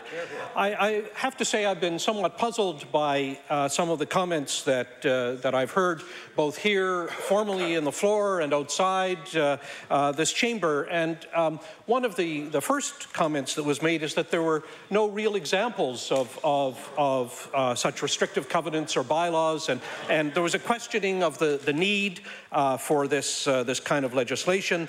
And now I've heard other comments. I've heard a suggestion that the legislation is too small an item really to kind of merit the consideration discreetly of the House, that we should concentrate on large issues. Then I've heard a suggestion that this is a municipal issue, perhaps not a provincial issue. And then I've heard a suggestion that perhaps all covenants should be addressed. Well, I'd like to turn to each of these points as we continue our discussion of Bill 113. Let's remind ourselves of what it is that actually happened with this bill. It has its origins, as several members have pointed out, in a private member's bill, which I introduced in 2007 when our party was the opposition. It had an interesting thrust at the time. It was a bill that was designed, I have to say, quite frankly, to poke somewhat at Conserve Nova Scotia. It was designed to poke at an agency that had been created by the government in power at the time, which claimed that it was interested in serious measures of reduction of conservation in electrical energy, but wasn't actually doing a great deal. And this suggestion of negativing restrictive covenants and precluding municipalities from banning clotheslines by way of bylaw was one of several suggestions that were put forward in this bill that I introduced in 2007 to really try to suggest that Conserve Nova Scotia should probably take a more expansive view of what it is that it could itself do, and indeed to suggest to the government of the day that they should take a more expansive view of the energy portfolio and take seriously what is a necessary transformation of how we live our lives so far as our energy consumption in this province is concerned. But because it was packaged together with a number of small other items, it perhaps was not seen as addressing the whole of the portfolio of energy. But now, with a change in government, I'm very happy that the Minister of Energy in our government is backing this particular suggestion. But you know, Mr. Speaker, it's not the only thing this government is doing on energy. You have to think about small items in the context of overall energy policy. There's a place for small items so long as the government doesn't limit itself to small items, so long as the government is taking the lead in putting forward a larger energy agenda, then in fact I'm quite happy to see a discrete bill that deals with a small item come forward, because I know that there's a context within which that small item operates that is in the appropriate context. And we have to...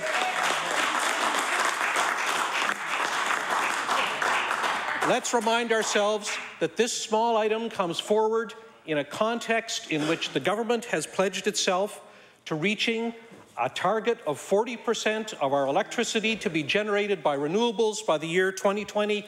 That's a lead in our country, and that is a standard that we intend to meet, and that's an important step forward. And not only that,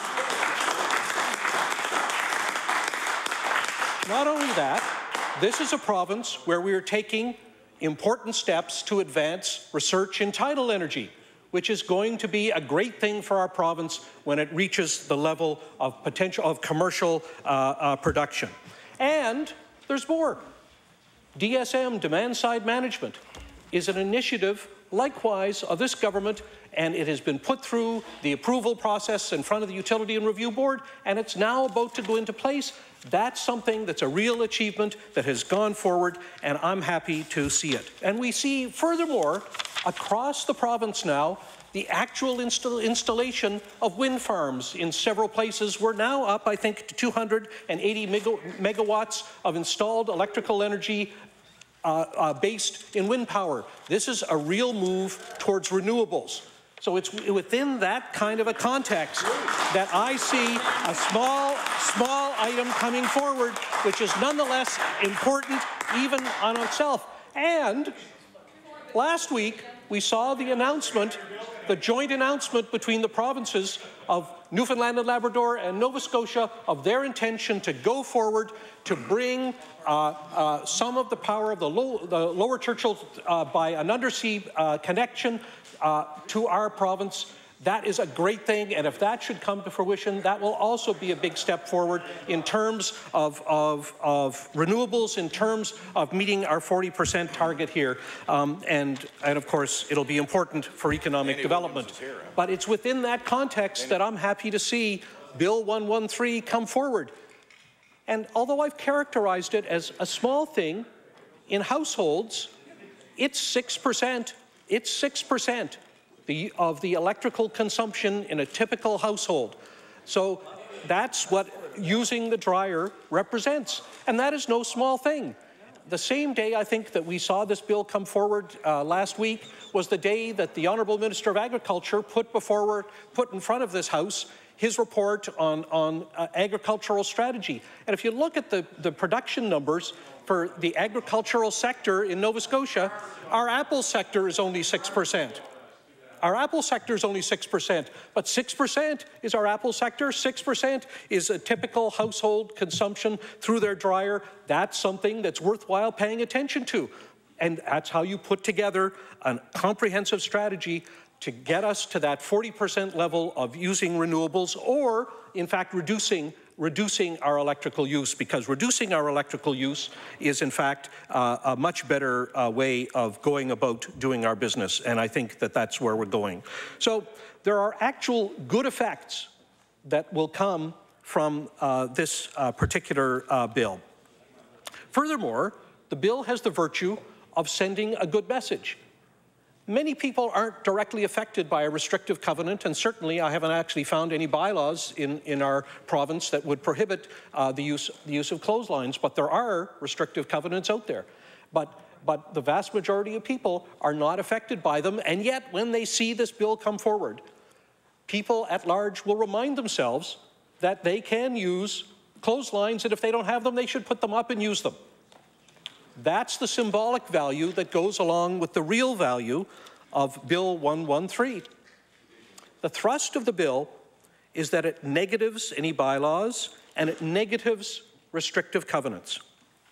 Now, we do know that there are actual examples of restrictive covenants that say that. We do know that there are subdivisions that have been built in our province and in many other provinces that actually do have included within them a prohibition against putting up clotheslines. Now, for whatever reason, they're there.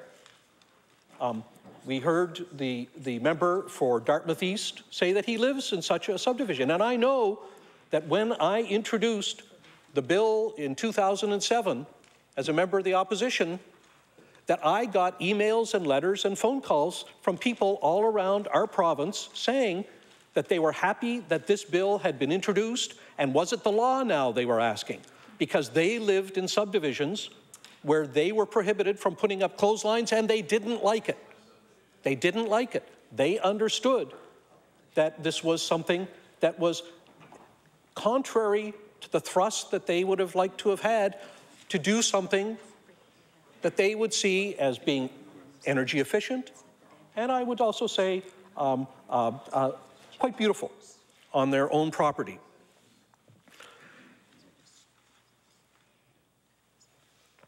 I also know that I can give yet one other example that I wasn't previously aware of, and I want to thank my colleague, the member for Antigonish, for pointing out to me that just outside the town of Antigonish, there's a subdivision called the Mount Cameron subdivision, which is, I understand, a subdivision of very nice single-family homes, but this is a subdivision that was developed with such a restrictive covenant. So there are examples from all around the province. So we shouldn't think that this is not a real problem when it comes to the existence of restrictive covenants. And there are movements in other provinces and in the United States to try to negative these restrictive covenants that prohibit the use of clotheslines. There are websites. There's what I would regard as perhaps an unfortunately named website called the Right to Dry. This is perhaps not the happiest choice of names for a slogan, but the thrust of the idea is that groups want to eliminate these restrictive covenants, and it's endorsed, this idea, by the Sierra Club in the United States and in Canada. So this is something that puts, in bringing in such a bill, it puts us as one of the leaders in North America on this particular small but real point. Now, I want to turn to two of the other points that were made. The first one, or the next one, is this question that this is a municipal issue. It's not really something that is appropriate for the legislature. If that's the implication, of course, that's not correct. It's only the legislature that can negative a restrictive covenant. The municipalities have no such power. It's true that municipalities get to do detailed land use planning. That's what municipalities are there for, and they have a wide array of powers, including a wide array of powers to deal with environmental, including energy issues. But they don't have this power. They don't have the power to negative a restrictive covenant. That's a question of property law that belongs in the legislature. It's a question of property law that only this House can address. So we not only set the legal context for municipalities, which we're doing by saying to them in this bill that they can't pass certain kinds of bylaws, but we are taking the lead in coming to grips with this issue of a restrictive covenant and negativing it. That's something that can only happen here. Let me turn to another point that was made, that if we're going to come to grips with the problem of a particular kind of restrictive covenant, maybe we should come to grips with all the restrictive covenants that are out there. Now,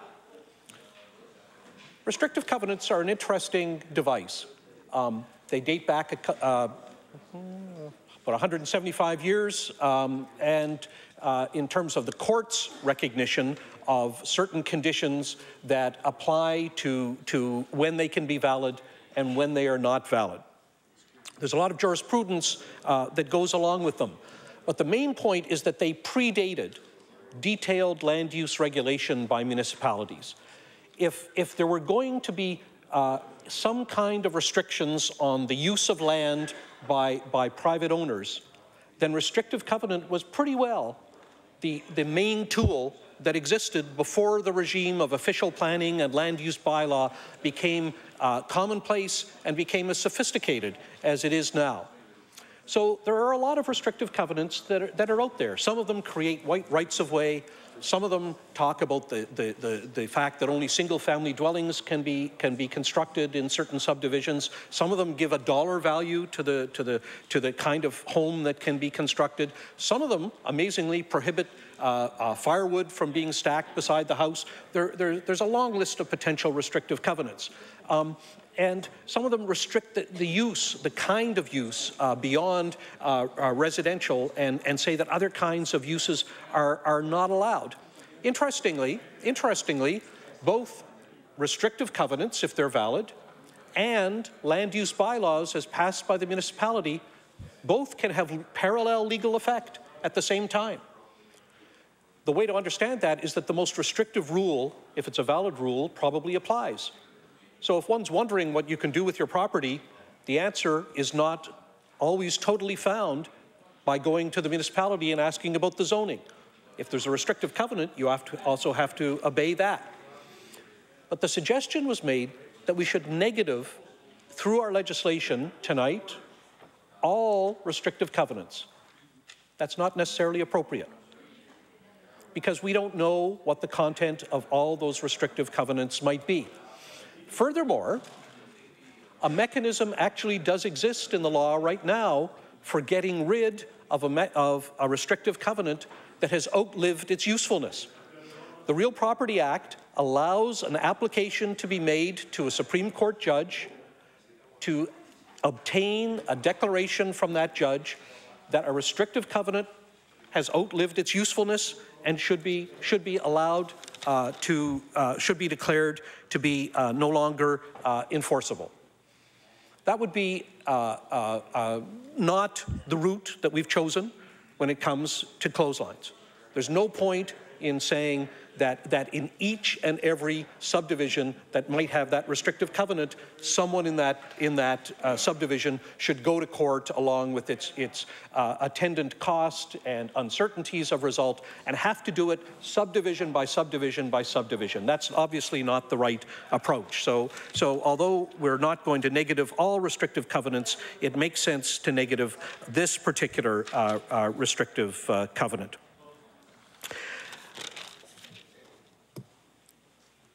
A couple of other points were made, not, I think, in this debate, but in allied debates in which some criticisms were made of the array of individual statutes that have come forward from the government in this session.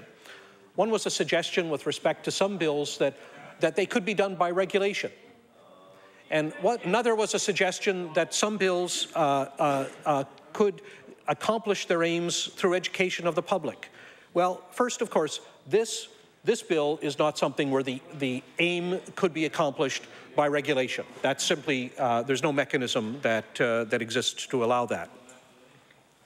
Nor indeed is this something where the aim could be adopted or could be achieved by education.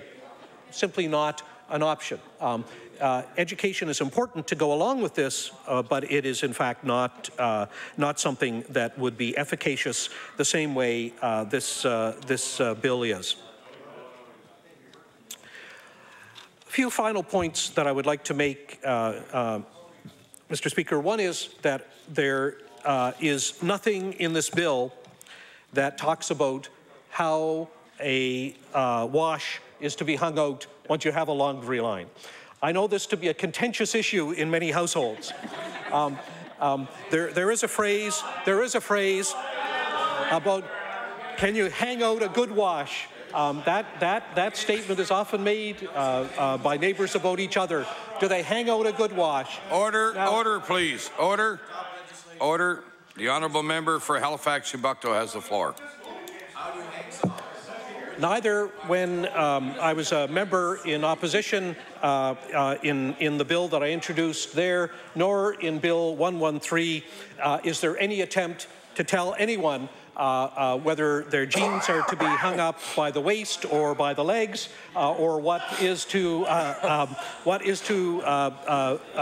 appropriate item to be on the line, or what items are to be hung out together. This is purely a matter for the private choice of the good citizens of Nova Scotia. They will make up their own mind about this. What we are doing with Bill 113 is we are setting the context so that they can hang out whatever they want on their line, be it mittens. As I understand, some people choose to do. It's worthwhile noticing that they can do it all year round if they wish, or only part of the season. That's their choice. We hope, however, that the virtue of this is that once the legal context has been set, we certainly do wish to be on record as saying that we encourage the newly liberated residents of those subdivisions that have had these covenants to get out there both and build and use their solar-powered clothes dryers. Thank you very much, Mr. Speaker.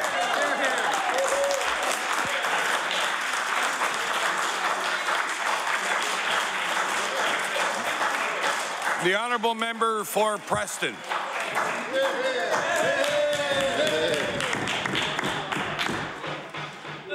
Well, Mr. Speaker, after that last speech, I'm sort of lost for words. Well, I've got to sort of collect my thoughts here. When you compare a clothesline to a tidal project in the Bay of Fundy, it's sort of stretching it, I think, a little bit. Anyway, we talk about clotheslines, and I think clotheslines are a good idea. And they do indeed save some energy, and that's debatable how much they do save. You can't say clearly it's 6% or 10% of your power bill, because it depends on the amount of laundry you do, how big a household you have, and how efficient your dryer is. But regardless of what the percentage is, you do save money by using clothes dryers. And it smells better. It does. My honourable colleague that lives in a subdivision that is banned clotheslines, which she has one in, knows for a fact. But in my area, the banning clotheslines isn't really an issue. In the area where I live in a rural area, and indeed it's not a problem. But it is a problem in other areas. The problem with this bill is as my colleagues have said, this should be an enabling legislation for all municipalities in the province. So indeed they can allow the municipalities to control how these covenants are put in place or not put in place. And indeed would give the opportunity and the responsibility really where it lies with the municipalities. And the honourable member from Halifax-Shubucto said, you know, how wonderful all this was, and how windmills are doing a great thing. But then when you talk on the other side of what the municipalities have done, I spoke about it the other day, we've got a beautiful windmill up in Porters Lake by the Superstore, and the Superstore was going to put them in every Superstore that they own, everyone, would help cut about 30% of their total power bill, which is a significant power bill, The municipal government came along and banned them. You can't put them up anymore. Why isn't the province eliminating that possibility with the municipality so they can't do it anymore? No, they won't take the responsibility and do that. That would save millions and millions and millions of dollars in energy costs, and would indeed help many residents by hopefully lower costs at your grocery store. It's a simple thing, but yet they talk about a clothesline that will make some difference, but so small that you're not even really going to be able to measure it in the great picture of what's going on here. They're talking about the other government in 2020 to 40% renewables. They're going to do it one clothesline at a time? Yeah, it must be. One clothesline at a time.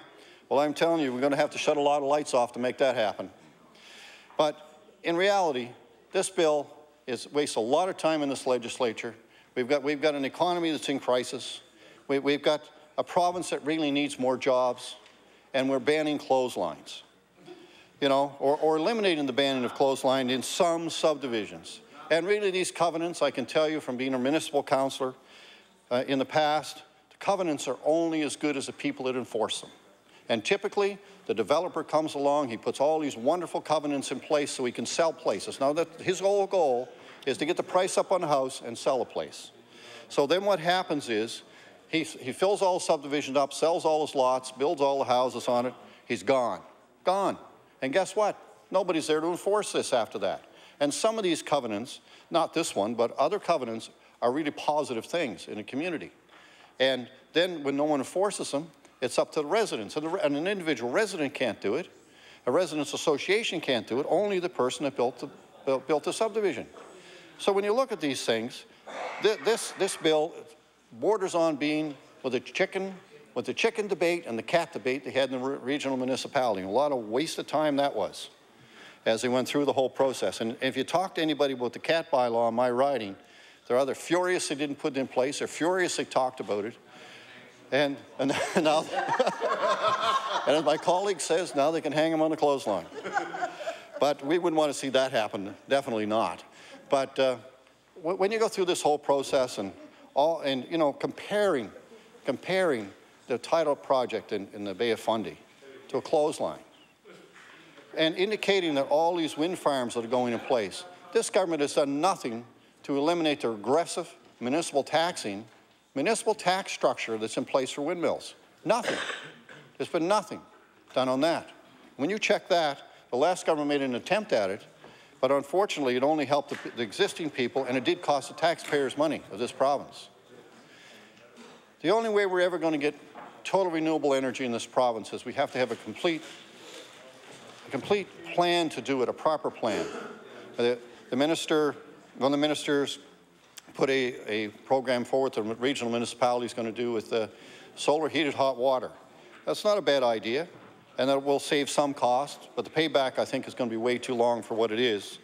And indeed, it's going to put a lot of stress on some people if circumstances change for them. And when you look at this whole issue of renewable energy, we've got to look at everything that's there. And we've got to make it easy for people. We've got to make it affordable for people to do these things and encourage them. That could be some interest-free loans from the government or low-interest loans from the government. It could be some subsidies on buying and installing this equipment. It could be improvements like they did years ago in the 70s. I can recall an energy-saving program that the federal government came out. It's probably one of the best things they ever did. People insulate their homes, they put new windows and doors in, and did a lot of things that really did help. And I can tell you that that made a difference or long term.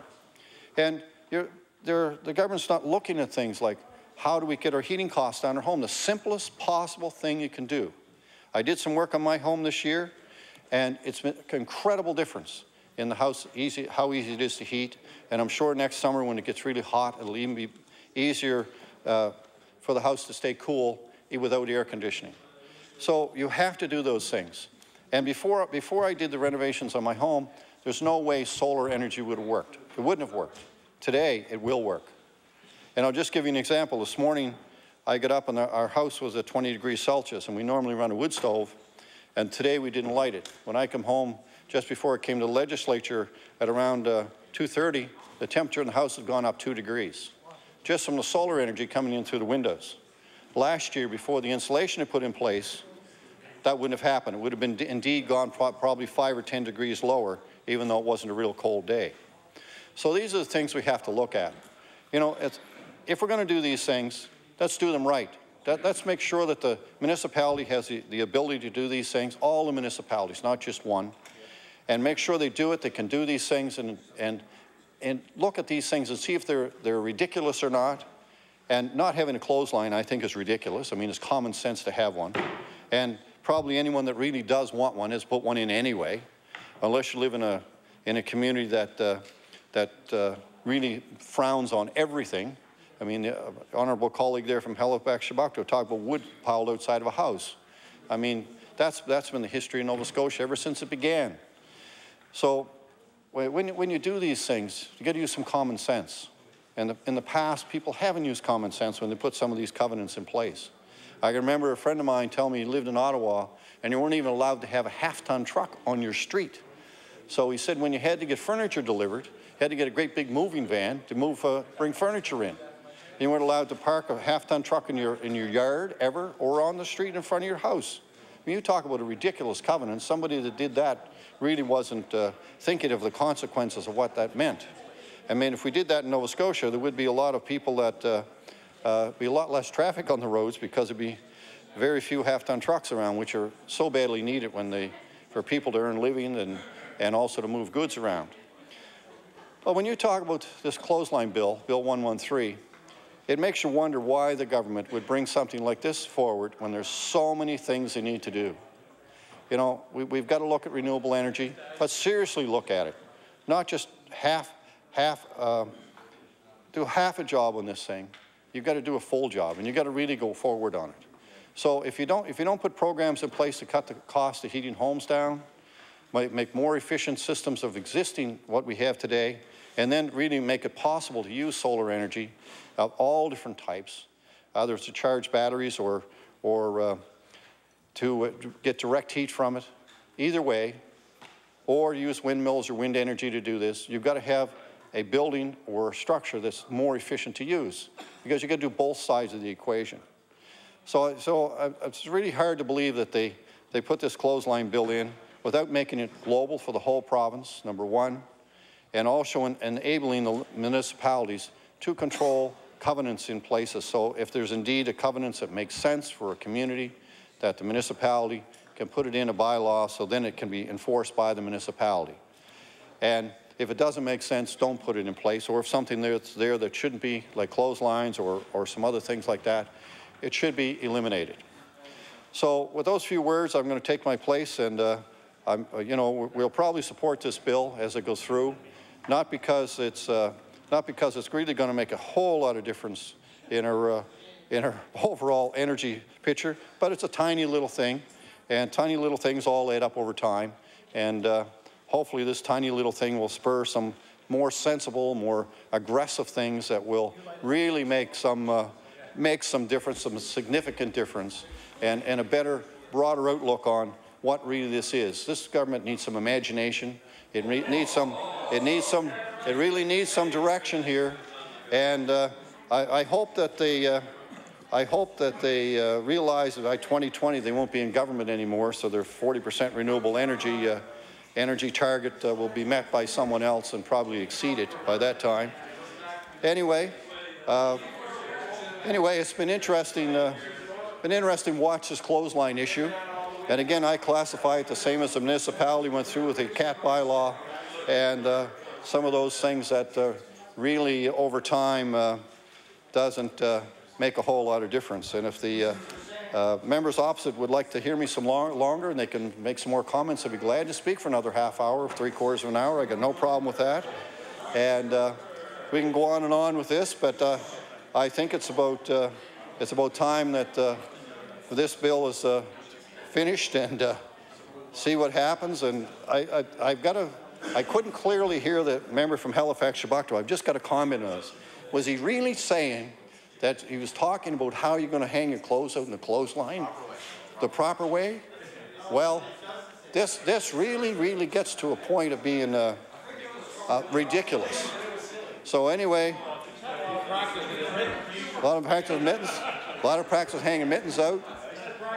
But anyway, it's the idea is that your clothes get dried, and hopefully that won't be in the next bill that's coming forward, how you hang your clothes on a clothesline. Thank you. Thank you. The honourable member for Dartmouth North. Thank you, Mr. Speaker. You know, oftentimes I'm asked in my constituency office as an independent MLA when I have the opportunity to actually speak and participate. And, you know, I left my office this afternoon at 4:30 and informed everybody to tune in, either watch it on their computer or TV, because I figured Bill 113 would be called, and I have to take the opportunity to speak on it. Mr. Speaker, last Thursday I was unable to attend the opening day of the session. I was at a funeral in the Premier's area, and when I left the funeral, a number of seniors and community members in the Cole Harbour area approached me and asked the question, what's going on in the legislature? We don't see anything that's impacting people's lives, that's making changes in people's lives. We don't hear anything in the media, Mr. Speaker. And lo and behold, Mr. Speaker, I go home that night and I see a wonderful photo op of the new suburban task force. Well, the dream team. Mr. Speaker, I can tell you, Friday morning, my day began with a number of phone calls, a number of constituents coming in, and they had one question on their mind. And I know it's hard, Mr. Speaker, for the government to hear this, but it's a reality I hear every day, unfortunately, since they've taken their term in government. What are the NDP thinking? Mr. Speaker, what are the NDP's priorities in regards to the lives of Nova Scotians? What's really impacting Nova Scotians' lives? That's the question I had to field all day Friday, Mr. Speaker. So I'm glad to take my place tonight. And like I said, I know it's difficult. And I want to congratulate the member from Chebucto, because as legislators, you know, when we spend our time here, you know, at the end of our run, there's those individuals that'll say to us and judge our impact in our career as to how many pieces of legislation we had passed. And I know the former member of Dartmouth East took great pride in bringing in legislation and having it passed, and that's what she kind of marked her career by. Well, you know, there's 52 of us in this House, Mr. Speaker, and we have over 900,000 people's lives in our hands. And in a week and a half where we've seen 600 jobs lost in this province, we see a government that's come out and introduced a bill such as this. And that's not to negate from the importance of it, and the importance of it in the realm of the energy plan that the government has. But Mr. Speaker, Nova Scotians are looking at the timing of this bill. And not that it's going to be effective or ineffective, but they're looking at what message this government is sending to people. And I can tell you, the honourable member from Richmond went on a rant the last 2 Mondays, and here we are again on a Monday night, 7:56. And the member from Richmond went on a rant about Bill number 87 and the importance of it, or lack of importance of the real issues that we should be here talking about as legislators. And again, he talked about Bill number 88. There's another opportunity. I guess what people are expecting of us, Mr. Speaker, is that we have a full understanding of what impacts legislation actually plays in Nova Scotians' lives. And again, I will not say that this is not an important bill to that individual member or individuals that might want to have a clothesline, but as we heard from the member from Dartmouth East, he put one up. And he's not supposed to, but he put one up. And nobody policed him, you know. And Mr. Speaker, you know, as an MLA that grew up in a rural area, I can tell you, you know, when we came home from school and we seen the bed sheets hanging out on the clothesline on a nice windy day, we knew we were going to have the best sleep possible. There's all kinds of benefits other than just the savings on energy.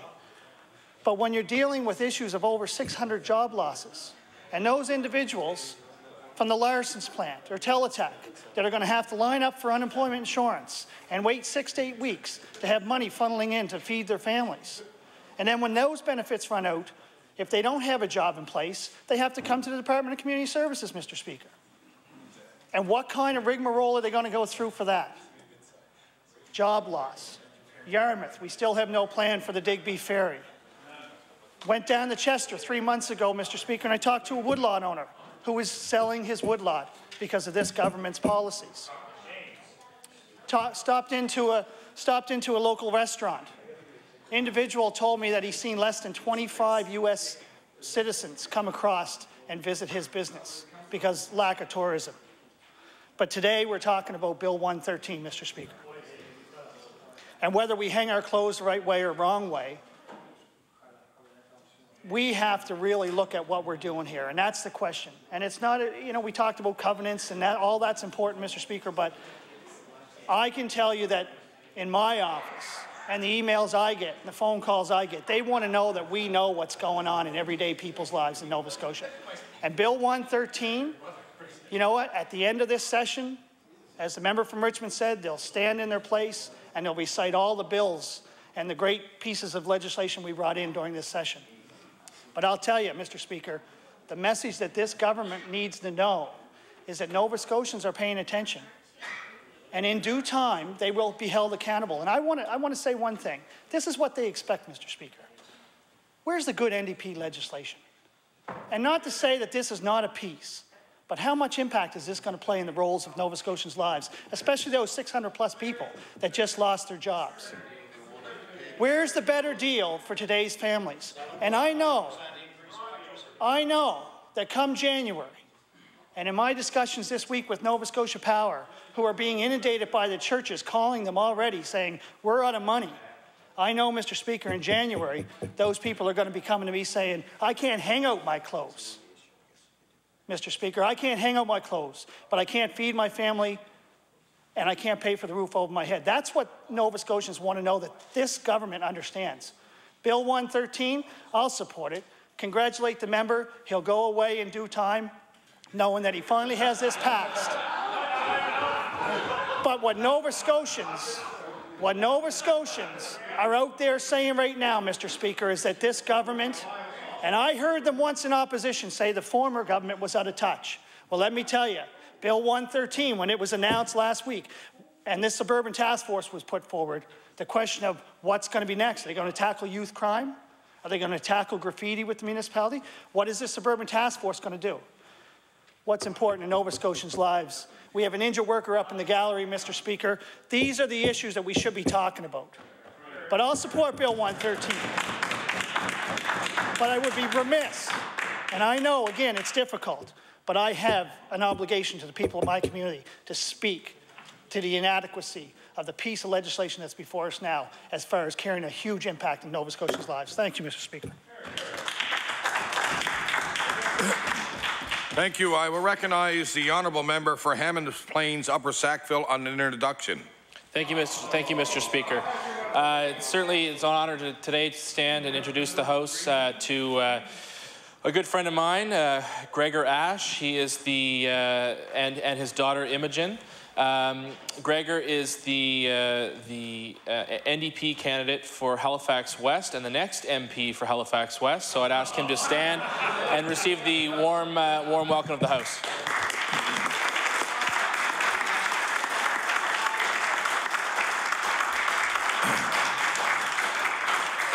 We welcome all visitors to the gallery and hope you enjoy the proceedings. I will now recognize the honourable member for Cape Breton North. Yes, thank you very much, Mr. Speaker. And hark, the herald, the dippers sing. Here they are again. The NDP songbook being sung out across the land. And I can tell you, Mr. Speaker, with regards to this bill. Order, please. The honourable member for Cape Breton North has the floor. Thank you, Mr. Speaker. And indeed, you know, I have a lot of respect for the Honourable Minister of Energy and know his long history in this House and the community. And I suppose when coming to government, there are certain obligations you have to try to fulfill to appease certain members of your caucus. And what we see as a result of that is Bill 113. Because, you know, as we have witnessed and know, that at the end of the day, while we are talking about hanging clothes out, as I say, it's really Nova Scotians that have been hung out to dry thus far in this session, and that's what we've seen from this government with its actions.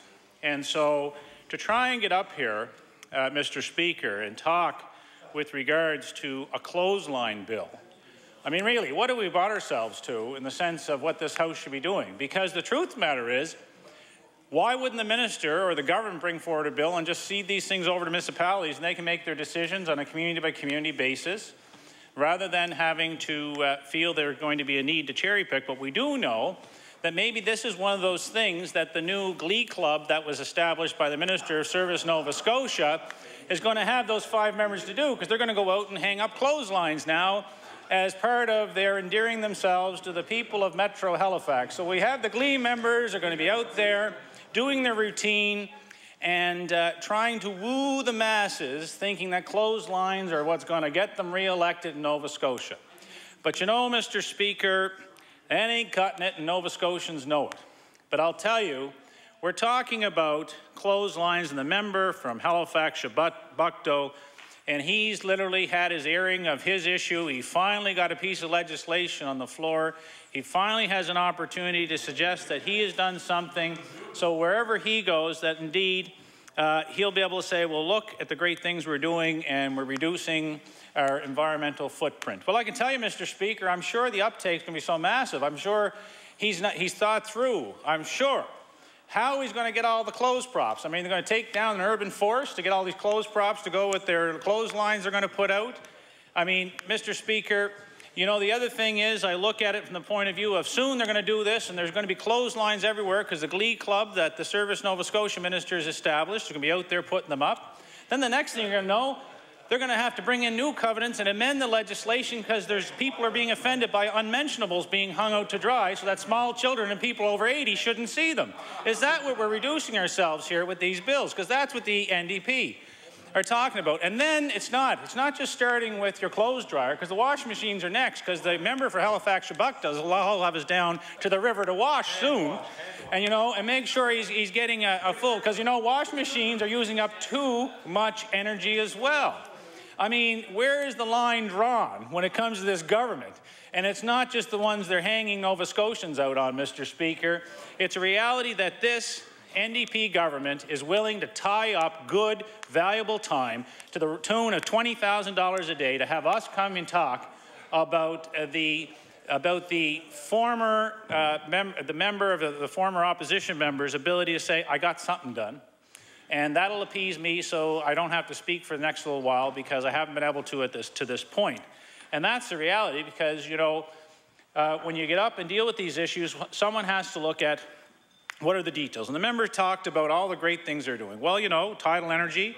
Previous governments worked on putting forward and did the cooperation regionally with tidal energy projects that move forward, that the current government likes to pat themselves on the back and say that they've done. When they talk about DSM, the demand-side management aspects that have all been put in, and he wanted to say that this was just a slight to the Conserve Nova Scotia efforts, and that this was just a joke before to try and diminish. But all of a sudden, it's a good idea now.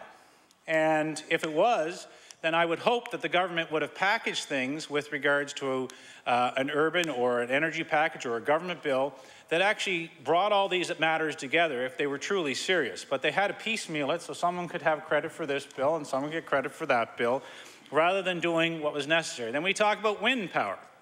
Well, you know, if the member was that convinced